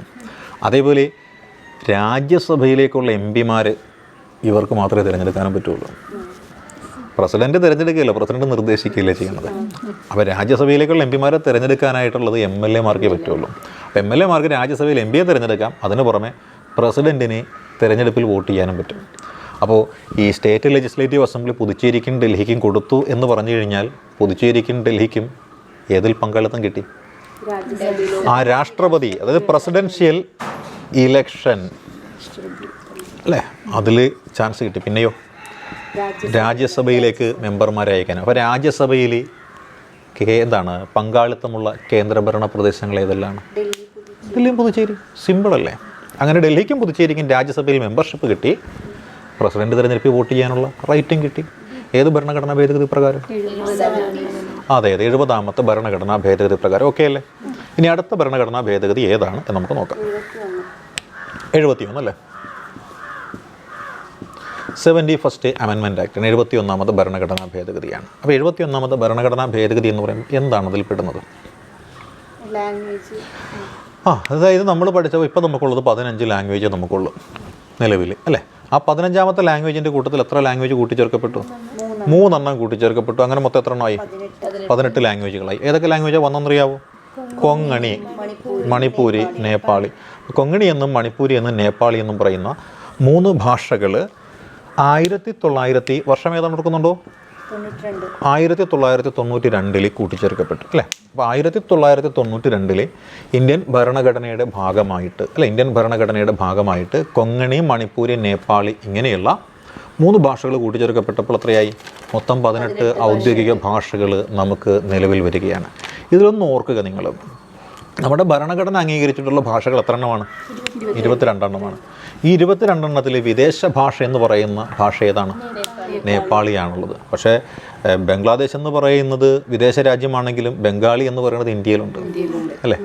പാകിസ്ഥാനിൽ ഉറുദു ആണെങ്കിൽ ഉറുദു സംസാരിക്കുന്ന ആൾക്കാർ ഹൈദരാബാദിലും ഉണ്ട് അല്ലേ? അപ്പം അങ്ങനെ നോക്കിയാൽ വിദേശ ഭാഷയെന്ന് നമുക്ക് പറയാൻ പറ്റുക ഇന്ത്യയിൽ ജന്മം കൊണ്ടിട്ടില്ലാത്ത ഭാഷ എന്ന് പറയാൻ പറ്റുന്നത് ഏത് ഭാഷയാണ്? നേപ്പാളി ഭാഷ മാത്രമേ. അതാണ് നമ്മൾ വിദേശ ഭാഷ എന്ന് വിളിക്കുന്നത്. അങ്ങനെ 71ാമത്തെ ഭരണഘടനാ ഭേദഗതി നമ്മൾ വിളിച്ചു. അടുത്ത ഭരണഘടനാ ഭേദഗതി ഏതാണ്? 73rd എന്ന് പറഞ്ഞൊരു ഭരണഘടനാ ഭേദഗതി കേട്ടോ. 73rd amendment ആക്ടാണ്. 73rd amendment act എന്ന് പറയാൻ നേരത്ത് എന്ത് വരുമെന്ന് അറിയാമോ? നമ്മുടെ പഞ്ചായത്ത് രാജുമായി ബന്ധപ്പെട്ടിട്ടുള്ള കാര്യങ്ങൾ, അതിൽപ്പെടുന്ന പഞ്ചായത്ത് രാജുമായി ബന്ധപ്പെട്ടിട്ടുള്ള കാര്യങ്ങൾ. പഞ്ചായത്ത് രാജ് നമുക്കറിയാം, അതായത് നമ്മുടെ പഞ്ചായത്തുകൾക്ക് അധികാരം കൊടുക്കുന്നതാണ് അല്ലേ? അതായത് അധികാര വികേന്ദ്രീകരണമാണ്. കേന്ദ്രതലത്തിൽ ചെയ്തിരുന്ന പല കാര്യങ്ങൾ, പ്രത്യേകിച്ച് 29ഓളം വിഷയങ്ങൾ, 29 വിഷയങ്ങളിൽ സ്വതന്ത്രമായിട്ട് തീരുമാനമെടുക്കാനും അത് നടപ്പിലാക്കാനും പഞ്ചായത്തുകൾക്ക് അധികാരം കൊടുത്തുകൊണ്ട് ഭരണഘടനയിൽ ഭേദഗതിയും കൂടി വരുത്തി. ആ ഭേദഗതിയാണ് 73ാമത്തെ ഭരണഘടനാ ഭേദഗതി. എത്ര വിഷയങ്ങളെന്ന് ചോദിച്ചാൽ 29 വിഷയങ്ങളാണ്. എന്നിട്ട് ഈ വിഷയങ്ങൾ എന്ത് ചെയ്യുന്നറിയാം? ഇന്ത്യൻ ഭരണഘടനയിലെ ഒരു ഭാഗത്തിലാണ് ഉൾപ്പെടുത്തിയത്. ഒരു ഭാഗം. ആ ഭാഗം എന്ന് പറയുന്നത് എത്രയാണ്? 9ാമത്തെ ഭാഗമാണ്. ആ 9ാമത്തെ ഭാഗത്തിൽ പഞ്ചായത്ത് രാജ് എന്ന് പറഞ്ഞൊരു ഭാഗമുണ്ട്. ആ ഭാഗം ഈ പറയുന്ന 29 വിഷയങ്ങളെയും കൂടി ഉൾക്കൊള്ളുന്നതാണ്. പക്ഷേ നമ്മൾ എന്നിട്ട് എന്ത് ചെയ്തു? ഇതിനെ ഒരു പ്രത്യേക പട്ടികയാക്കി രൂപീകരിച്ചു. പഞ്ചായത്ത് രാജിനെ പറ്റി പറയുന്ന പട്ടിക ഏതാണ്? അല്ലേ? 11th ഷെഡ്യൂൾ അല്ലേ? 11th ഷെഡ്യൂളാണ്. അപ്പം നമ്മൾ പഠിച്ചപ്പോൾ ഓർക്കുക, 9ാമത്തെ പട്ടിക വന്നത് 1951 1ാമത്തെ ഭരണഘടനാ ഭേദഗതി പ്രകാരമാണ്. 10ാമത്തെ പട്ടിക വന്നത് 1985 52ാമത്തെ കൂറുമാറ്റ നിരോധന നിയമപ്രകാരം എന്ന് പറഞ്ഞത് വഴിയാണ്. 11ാമത്തെ പട്ടിക വന്നത് 73ാമത്തെ ഭരണഘടനാ ഭേദഗതി പ്രകാരമാണ് കേട്ടോ. അപ്പം വർഷം ഏതാണ്? 92ലാണ് ബില്ല് വരുന്നത്. പ്രസിഡന്റ് ഒപ്പിട്ട് ഇത് നിയമമായിട്ട് മാറ്റപ്പെടുന്നത് 93ലാണ്, ഏപ്രിലാണ്. 2 വർഷവും വരും കേട്ടോ. ഡിസംബർ മാസത്തിലാണ് 92 പ്രസിഡൻ്റല്ല, രാജ്യസഭയും ലോക്സഭയും ഇത് പാസ്സാക്കുന്നത്. എന്നാലും പ്രസിഡന്റ് ഒപ്പിട്ട് വന്നപ്പോൾ 93ആയി കേട്ടോ. അതുകൊണ്ട് 93 പഠിക്കുന്നതായിരിക്കും കുറച്ചുകൂടി നല്ലത്. 73ാം ഭരണഘടനാ ഭേദഗതി നിയമം 93, 73ാം ഭരണഘടനാ ഭേദഗതി ബില്ല് 92, ബില്ല് 92ഉം നിയമം 93ആയിട്ട് പഠിച്ചേക്കുക കേട്ടോ. അപ്പോൾ ഇത് കിട്ടിയല്ല. ഇനി അടുത്തത് നോക്കുന്ന 74ാമത്തെ ഭരണഘടനാ ഭേദഗതിയാണ്. അത് നമുക്കറിവുള്ള കാര്യമല്ല. 74ാമത്തെ ഭരണഘടനാ ഭേദഗതി ഏതാണ്? 74ാമത്തെ ഭരണഘടനാ ഭേദഗതി അത് മുനിസിപ്പാലിറ്റി രാജ് അല്ലെങ്കിൽ നഗരപാലിക സിസ്റ്റം എന്ന് പറയില്ല. മുനിസിപ്പാലിറ്റി രാജ് അല്ലെങ്കിൽ നഗരപാലിക സിസ്റ്റം എന്ന് പറയുന്നതാണ് ഇത്. മുനിസിപ്പാലിറ്റി രാജ് അല്ലെങ്കിൽ നഗരപാലിക സിസ്റ്റം എന്ന് പറയും. ഇതെന്താണെന്ന് വെച്ചാൽ എത്ര വിഷയങ്ങളുണ്ടോ കൊണ്ടുവന്നറിയാവോ? എത്ര വിഷയങ്ങളുണ്ടെന്നറിയാവോ? മുനിസിപ്പാലിറ്റിയുടെ കൈവശത്തിൽ കൊണ്ടുവന്ന വിഷയങ്ങളുടെ എണ്ണം എത്രയാണ്? പഞ്ചായത്തിൽ 29 വിഷയങ്ങൾ കൊണ്ടുവന്നു. മുനിസിപ്പാലിറ്റിക്ക് എത്ര വിഷയങ്ങൾ കൊണ്ടുവന്നു അറിയാവോ? 18 വിഷയങ്ങളാണ് കൊണ്ടുവന്നതാണ്. 18 വിഷയങ്ങൾ അല്ല, 18 സബ്ജക്ട്സ് എന്ന് പറയുന്നത് മുനിസിപ്പാലിറ്റിക്ക് സ്വതന്ത്രമായിട്ട് കൈകാര്യം ചെയ്യാൻ പറ്റുന്ന നിലയിലേക്ക് കൊണ്ടുവന്നു എന്നുള്ളതാണ് ഇവിടുത്തെ പ്രത്യേകത കേട്ടോ. 18 വിഷയങ്ങൾ സ്വതന്ത്രമായിട്ട് കൈകാര്യം ചെയ്യാൻ കൊണ്ടുവന്നതാണ് ഇവിടുത്തെ പ്രത്യേകത എന്ന് പറയുന്നത് കേട്ടോ. അപ്പോൾ 18 വിഷയങ്ങൾ ഇവിടെ കൊണ്ടുവരികയാണ്. ആർക്ക്? മുനിസിപ്പാലിറ്റികൾ സ്വതന്ത്രമായിട്ട്. എന്നിട്ട് എന്ത് ചെയ്തു? ഇതിനെ ഇന്ത്യൻ ഭരണഘടനയുടെ 9ാമത്തെ പാർട്ടുണ്ടല്ലോ, 9ാമത്തെ ഭാഗം, 9ാമത്തെ ഭാഗത്തിൽ എ എന്നും പറഞ്ഞ് മെൻഷൻ ചെയ്തു. എന്നിട്ട് അതും പോരാഞ്ഞ് എന്ത് ചെയ്തു? ഇതിനു വേണ്ടി മാത്രമായിട്ടൊരു 12ാമത്തെ ഒരു പട്ടികയും കൂടി അങ്ങോട്ട് ക്രിയേറ്റ് ചെയ്തു. അപ്പോൾ 12ാം പട്ടിക എന്തിനെപ്പറ്റി പ്രതിപാദിക്കുന്നു എന്ന് ചോദിച്ചാൽ മുനിസിപ്പാലിറ്റി നിയമത്തെപ്പറ്റി പ്രതിപാദിക്കുന്നു. ഏത് ഭരണഘടനാ ഭേദഗതി പ്രകാരം വന്നെന്ന് ചോദിച്ചാൽ 74ാമത്തെ ഭരണഘടനാ ഭേദഗതി പ്രകാരമാണ് വന്നത് അല്ലേ. ഇതിൽ എത്ര വിഷയങ്ങളിൽ സ്വതന്ത്രമായിട്ട് ഇടപെടാൻ പറ്റുമെന്ന് ചോദിച്ചാൽ 18 വിഷയങ്ങളിൽ സ്വതന്ത്രമായിട്ട് ഇടപെടാനായിട്ട് സാധിക്കുന്നു എന്നറിയാം. ഇത് ഭാഗം ഏതിലാണ് ഉൾപ്പെടുത്തിയെന്ന് ചോദിച്ചാൽ 9A ഉൾപ്പെടുത്തിയത് എന്ന് നമുക്കറിയാം അല്ലേ. അപ്പോൾ ഇതാണ് 74ാമത്തെ ഭരണഘടനാ ഭേദഗതിയുമായി ബന്ധപ്പെട്ട കാര്യം എന്ന് പറയുന്നത്. ഇനി അടുത്ത പ്രധാനപ്പെട്ടത് ഏതാണുള്ളത്? 86ാമത്തതാണ് കേട്ടോ. 86th ആണ് 86ാമത്തെ ഭരണഘടനാ ഭേദഗതി നിയമം. വർഷം ഏതാണ് ഓർക്കുന്നുണ്ടോ? 2002ലാണ് അല്ലേ. 2002ലാണ് 86th അമെൻമെൻറ്റ് ആക്ട് എന്ന് പറയുന്ന ഒരു നിയമം. അപ്പോൾ 86ാം ഭരണഘടനാ ഭേദഗതി ഏത് വർഷം എന്ന് ചോദിച്ചാൽ 2002ലാണ്. അപ്പോൾ 2002 86ാം ഭരണഘടനാ ഭേദഗതി നിയമം വന്നു. ഇത് എന്ത് വിഷയവുമായി ബന്ധപ്പെട്ടായിരിക്കണം? എഡ്യൂക്കേഷൻ അല്ല, എഡ്യൂക്കേഷനാണ്. എഡ്യൂക്കേഷൻ എന്തൊക്കെയായിട്ട് മാറി? ഒന്ന് റൈറ്റായിട്ട് മാറി അല്ലേ. ആരുടെ റൈറ്റ്? ഓരോ കുട്ടിയുടെയും റൈറ്റ്. അതാരാ കൊടുക്കേണ്ടത്? അല്ലല്ലല്ല, ഗവൺമെൻറ് കൊടുക്കേണ്ടതാണ്. റൈറ്റ് കൊടുക്കേണ്ടത് എപ്പോഴും ഗവൺമെൻറ്റാണ് കൊടുക്കേണ്ടത് കേട്ടോ. അത് റൈറ്റാക്കിക്കൊണ്ട് ഇന്ത്യൻ ഭരണഘടനയിൽ ആർട്ടിക്കിൾ 21A എന്ന് പേരിട്ടുണ്ട്. എവിടെ കൊണ്ടുവന്ന് വെച്ചോ? നമ്മൾ ഫണ്ടമെൻ്റൽ റൈറ്റിൽ വെച്ചു. അപ്പോൾ ഫണ്ടമെൻ്റൽ റൈറ്റ് ഗവൺമെൻറ് കൊടുക്കേണ്ടതായതുകൊണ്ട് 21A എന്നും പറഞ്ഞ് നമ്മൾ 2002 കൊണ്ടുവന്ന് വെച്ചു. അപ്പോൾ റൈറ്റ് മാത്രമല്ല, ഇതൊന്നും കൂടി ആക്കി ഇതിനെ റെസ്പോൺസിബിലിറ്റി അല്ലെങ്കിൽ ഡ്യൂട്ടിയാക്കി മാറ്റി. ആരുടെ ഡ്യൂട്ടി? അത് മാതാപിതാക്കളുടെ ഡ്യൂട്ടിയാണ് കേട്ടോ. അത് മാതാപിതാക്കളുടെ ഡ്യൂട്ടി. അതിനെ കൊണ്ട് നമ്മൾ പെടുത്തിയത് 51A എന്ന് പറയുന്ന ഒരു ആർട്ടിക്കിളിൽ സബ് ക്ലോസ് എത്ര വരും? 11 എന്ന് പറഞ്ഞ സബ് ക്ലോസിലാണ് പെടുത്തിയിരിക്കുന്നത്. അതായത് എത്ര വയസ്സിൽ താഴെയുള്ള കുട്ടികൾക്കാണ്? 14 വയസ്സിൽ താഴെയുള്ളവർ. എത്ര വയസ്സ് വരെ? 6 വയസ്സ് വരെ. അപ്പോൾ 14 വയസ്സിനും 6 വയസ്സിനും ഇടയിലുള്ള കുട്ടികൾക്ക് സാർവത്രികവും സൗജന്യവുമായി വിദ്യാഭ്യാസം നൽകേണ്ടുന്നത് മാതാപിതാക്കളുടെ കടമയാണ് എന്നും, അതേപോലെ തന്നെ ഈ കുട്ടികൾക്ക് നിർബന്ധിതമായിട്ട് വിദ്യാഭ്യാസം ലഭ്യമാക്കേണ്ടത് ആ കുട്ടികളുടെ അവകാശമാണെന്നും അത് ഗവൺമെൻറ് പ്രൊവൈഡ് ചെയ്യേണ്ടതാണ് എന്നും പറഞ്ഞുകൊണ്ട് എന്ത് ചെയ്തു? 21A കൊണ്ടുവന്ന് വെച്ചു. ഇതാണ് എവിടെയുള്ളത്? ഈ പറയുന്ന 86ലുള്ളത്. ഓക്കെ, ഇനി അടുത്തത് ഏതാണ്? 89th എന്ന് പറയുന്നത് 89th. അപ്പോൾ 89th എന്ന് പറയുമ്പോൾ എന്താണ് അവിടെ നമ്മൾ മനസ്സിലാക്കേണ്ടത്? 89th ഏത് വർഷമാണ് വന്നത്? 2003. അപ്പോൾ 2003 89th കോൺസ്റ്റിറ്റ്യൂഷണൽ അമെൻമെൻറ്റ് വന്നിരിക്കുന്നത് അല്ലേ? 89th കോൺസ്റ്റിറ്റ്യൂഷണൽ അമെൻമെൻറ്റ് 2003 വന്നത്. അപ്പോൾ എന്താണ് ഇതിൽ പറയുന്നത്? Scheduled caste. നേരത്തെ നമുക്കിവിടെ എന്തായിരിക്കാം, national commission four scheduled caste and scheduled tribe എന്നും പറഞ്ഞുകൊണ്ട് ഒന്നേ ഉണ്ടായിരുന്നുള്ളൂ അല്ലേ? അതെ. അതിനെന്ത് ചെയ്യും നമ്മൾ? ഷെഡ്യൂൾഡ് കാസ്റ്റ് ഷെഡ്യൂൾഡ് ട്രൈബ് എന്നും പറഞ്ഞുകൊണ്ട് രണ്ടാക്കി മാറ്റി. അപ്പോൾ ഷെഡ്യൂൾഡ് കാസ്റ്റിന് വേണ്ടിയിട്ട് 338 ഷെഡ്യൂൾഡ് ട്രൈബിന് വേണ്ടിയിട്ട് 338A എന്നും പറഞ്ഞാണ് ഇപ്പോൾ നിയമങ്ങളുള്ളത്. അപ്പോൾ bifurcated the national commission for SC/ST by the 89th amendment ആക്റ്റാണ്. 89th ഭരണഘടനാ ഭേദഗതി പ്രകാരം എന്ത് ചെയ്തു? ഈ പറയുന്ന നിയമത്തെ പട്ടികജാതി പട്ടികവർഗ വിഭാഗങ്ങളുടെ ക്ഷേമം, ഉന്നമനം, അവർക്കെതിരായിട്ടുള്ള നമ്മൾ പറയത്തില്ലേ ആക്രമണങ്ങൾ, അതിനെയൊക്കെ ചെറുക്കുന്ന കാര്യങ്ങളൊക്കെയാണ് ഇതിൽ പ്രതിപാദിക്കുന്നത്. അപ്പോൾ അതാണ് 2003 89th ഭരണഘടന ഭേദഗതിയാണ് അല്ലെ. 338A പ്രകാരം ST കമ്മീഷൻ വന്നു. ST കമ്മീഷൻ 338 ഏതിനു വേണ്ടി മാത്രമായിട്ട് വെച്ചു? SCക്ക് വേണ്ടി മാത്രമായിട്ടും വെച്ചു. ഈ രണ്ട് കാര്യങ്ങളാണ് 89th ഭരണഘടനാ ഭേദഗതിയുമായി ബന്ധപ്പെട്ടിട്ട് നമുക്ക് പഠിക്കേണ്ടത് കേട്ടോ. അടുത്തത് നമുക്ക് പഠിക്കുമ്പോൾ എന്താ നമ്മൾ നോക്കുന്നത്?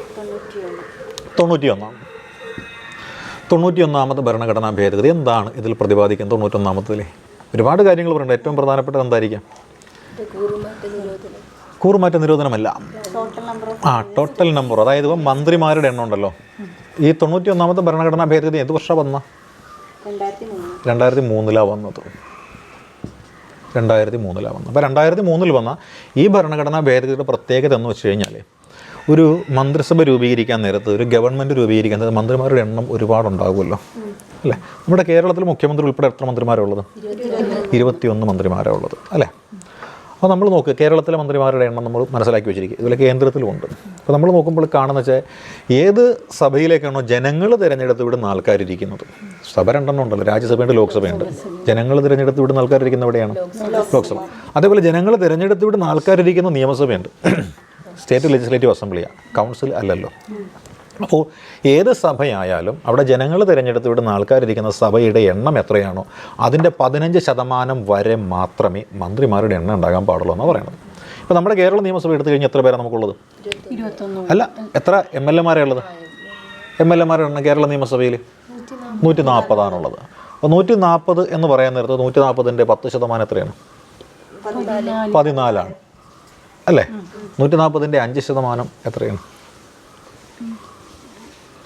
7 അല്ല, 14ൻ്റെ പകുതിയിലേ വരുമല്ലേ? അപ്പോൾ എത്രയായി? 21. അതാണ് നമ്മുടെ മന്ത്രിമാരുടെ എണ്ണം 21 നിൽക്കുന്നത്. അല്ലെങ്കിൽ 22, 23 ആകില്ലേ? ഇത് പറയുന്നുണ്ട് കേട്ടോ. ഇതാണ് അവിടെ പറയുന്നത്. എക്സെപ്ഷൻ കൊടുത്തിട്ടുണ്ട്. എവിടെയാണെന്നറിയാവോ?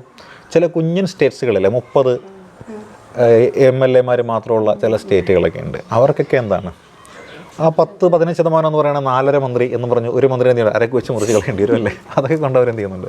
അവിടെ ചില എന്താണ് മാറ്റങ്ങളൊക്കെ വരുത്തിയിട്ടുണ്ട്. ഇതാണ് പറയുന്നത്, നമ്മുടെ നിയമസഭ ജനങ്ങൾ തിരഞ്ഞെടുത്ത് വിടുന്ന സഭയുടെ 15% കൂടാൻ പാടില്ല മന്ത്രിമാരുടെ എണ്ണം, മുഖ്യമന്ത്രി ഉൾപ്പെടെ.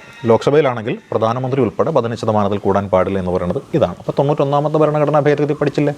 അടുത്തത് പറഞ്ഞു. ഇനി 92 കിടപ്പുണ്ടോ? 92th ഭരണഘടനാ ഭേദഗതി 92 അത് വേണ്ടപ്പെട്ടതായിട്ട് വരും കേട്ടോ. 2003 അതെന്താ പറയണത്? ഭാഷയാണോ വരുന്നത് അതിൽ? 92th ഭരണഘടനാ ഭേദഗതി ലാംഗ്വേജ് അല്ലേ വരുന്നത്? അപ്പോൾ ലാംഗ്വേജിനെ പറ്റിയാണ് 92th ഭരണഘടനാ ഭേദഗതി വരുന്നത് അല്ലേ? ഇപ്പം നമ്മൾ പഠിച്ചതനുസരിച്ച് നമുക്ക് 18 ഭാഷകളേ ഉള്ളൂ. ഈ 18ൻ്റെ കൂട്ടത്തിൽ 4 കൂട്ടിച്ചേർന്നു, 4 ഭാഷകൾ. അത് ഏതൊക്കെയായിരുന്നു? അങ്ങനെ മൊത്തം 22. ഏതൊക്കെയായിരുന്നു? ബോഡോ, ഡോഗ്രി അല്ലേ? മിതാലി അല്ലെങ്കിൽ മൈഥിലി എന്ന് പറയും, സന്താലി. ബോഡോ, ഡോഗ്രി, മിതാലി, സന്താലി എന്ന് പറഞ്ഞ ഭാഷകൾ കൂട്ടിച്ചേർത്തു. 4 ഭാഷകളല്ലേ വന്നത്? BDMS ഓർക്കാൻ എളുപ്പം അല്ലേ? BHMS, BAMS, MBBS എന്നൊക്കെ പറയുന്നുള്ളൊരു കോഴ്സ് അല്ലേ BDMS. അങ്ങനെ ഓർത്താൽ മതി, ഷോർട്ട് ഫോമിൽ കിട്ടും നമുക്ക്. ഇതെല്ലാം ഗോത്രവർഗ ഭാഷകളാണ്. ഈ ഗോത്രവർഗ ഭാഷകൾക്ക് ഭരണഘടനാപരമായ സ്റ്റാറ്റസ് കൊടുത്തു. അങ്ങനെ 22 ഔദ്യോഗിക ഭാഷകളുടെ ശ്രേണിയിലേക്ക് ഇതും വന്നു കിട്ടും. ഇത് വന്നത് 92-ലെ ഭേദഗതിയാണ്, 92ാമത്തെ ഭേദഗതി 2003-ലാണ്. അപ്പോൾ 92ാമത്തെ ഭരണഘടനാ ഭേദഗതിയിലൂടെയാണ് ഇത് വന്നത്. അപ്പോൾ ഇതാണ് 92ാമത്തെ ഭരണഘടനാ ഭേദഗതി എന്ന് പേരിട്ടുകൊണ്ട് നമ്മൾ മനസ്സിലാക്കേണ്ടുന്ന കാര്യം എന്ന് പറയുന്നത്. ഇനി അടുത്തതുണ്ട്. അടുത്തെന്ന് പറയുന്നത് അറിയാമോ? ഏത് ഭേദഗതിയാണ്? 96ാമത്തെ ഭരണഘടനാ ഭേദഗതിയാണ്. 96ാമത്തെ ഭരണഘടനാ ഭേദഗതി, 96th അമെൻമെൻറ്റ് ആക്ട്. എന്താണ് 96th അമെൻമെൻറ്റ് ആക്ടിൽ പറയുന്നത്? ഏത് വർഷമാണ് വന്നത്? 2011-ലാണ് വന്നത് അല്ലേ? അപ്പോൾ 2011 വന്നു. എന്താണ്?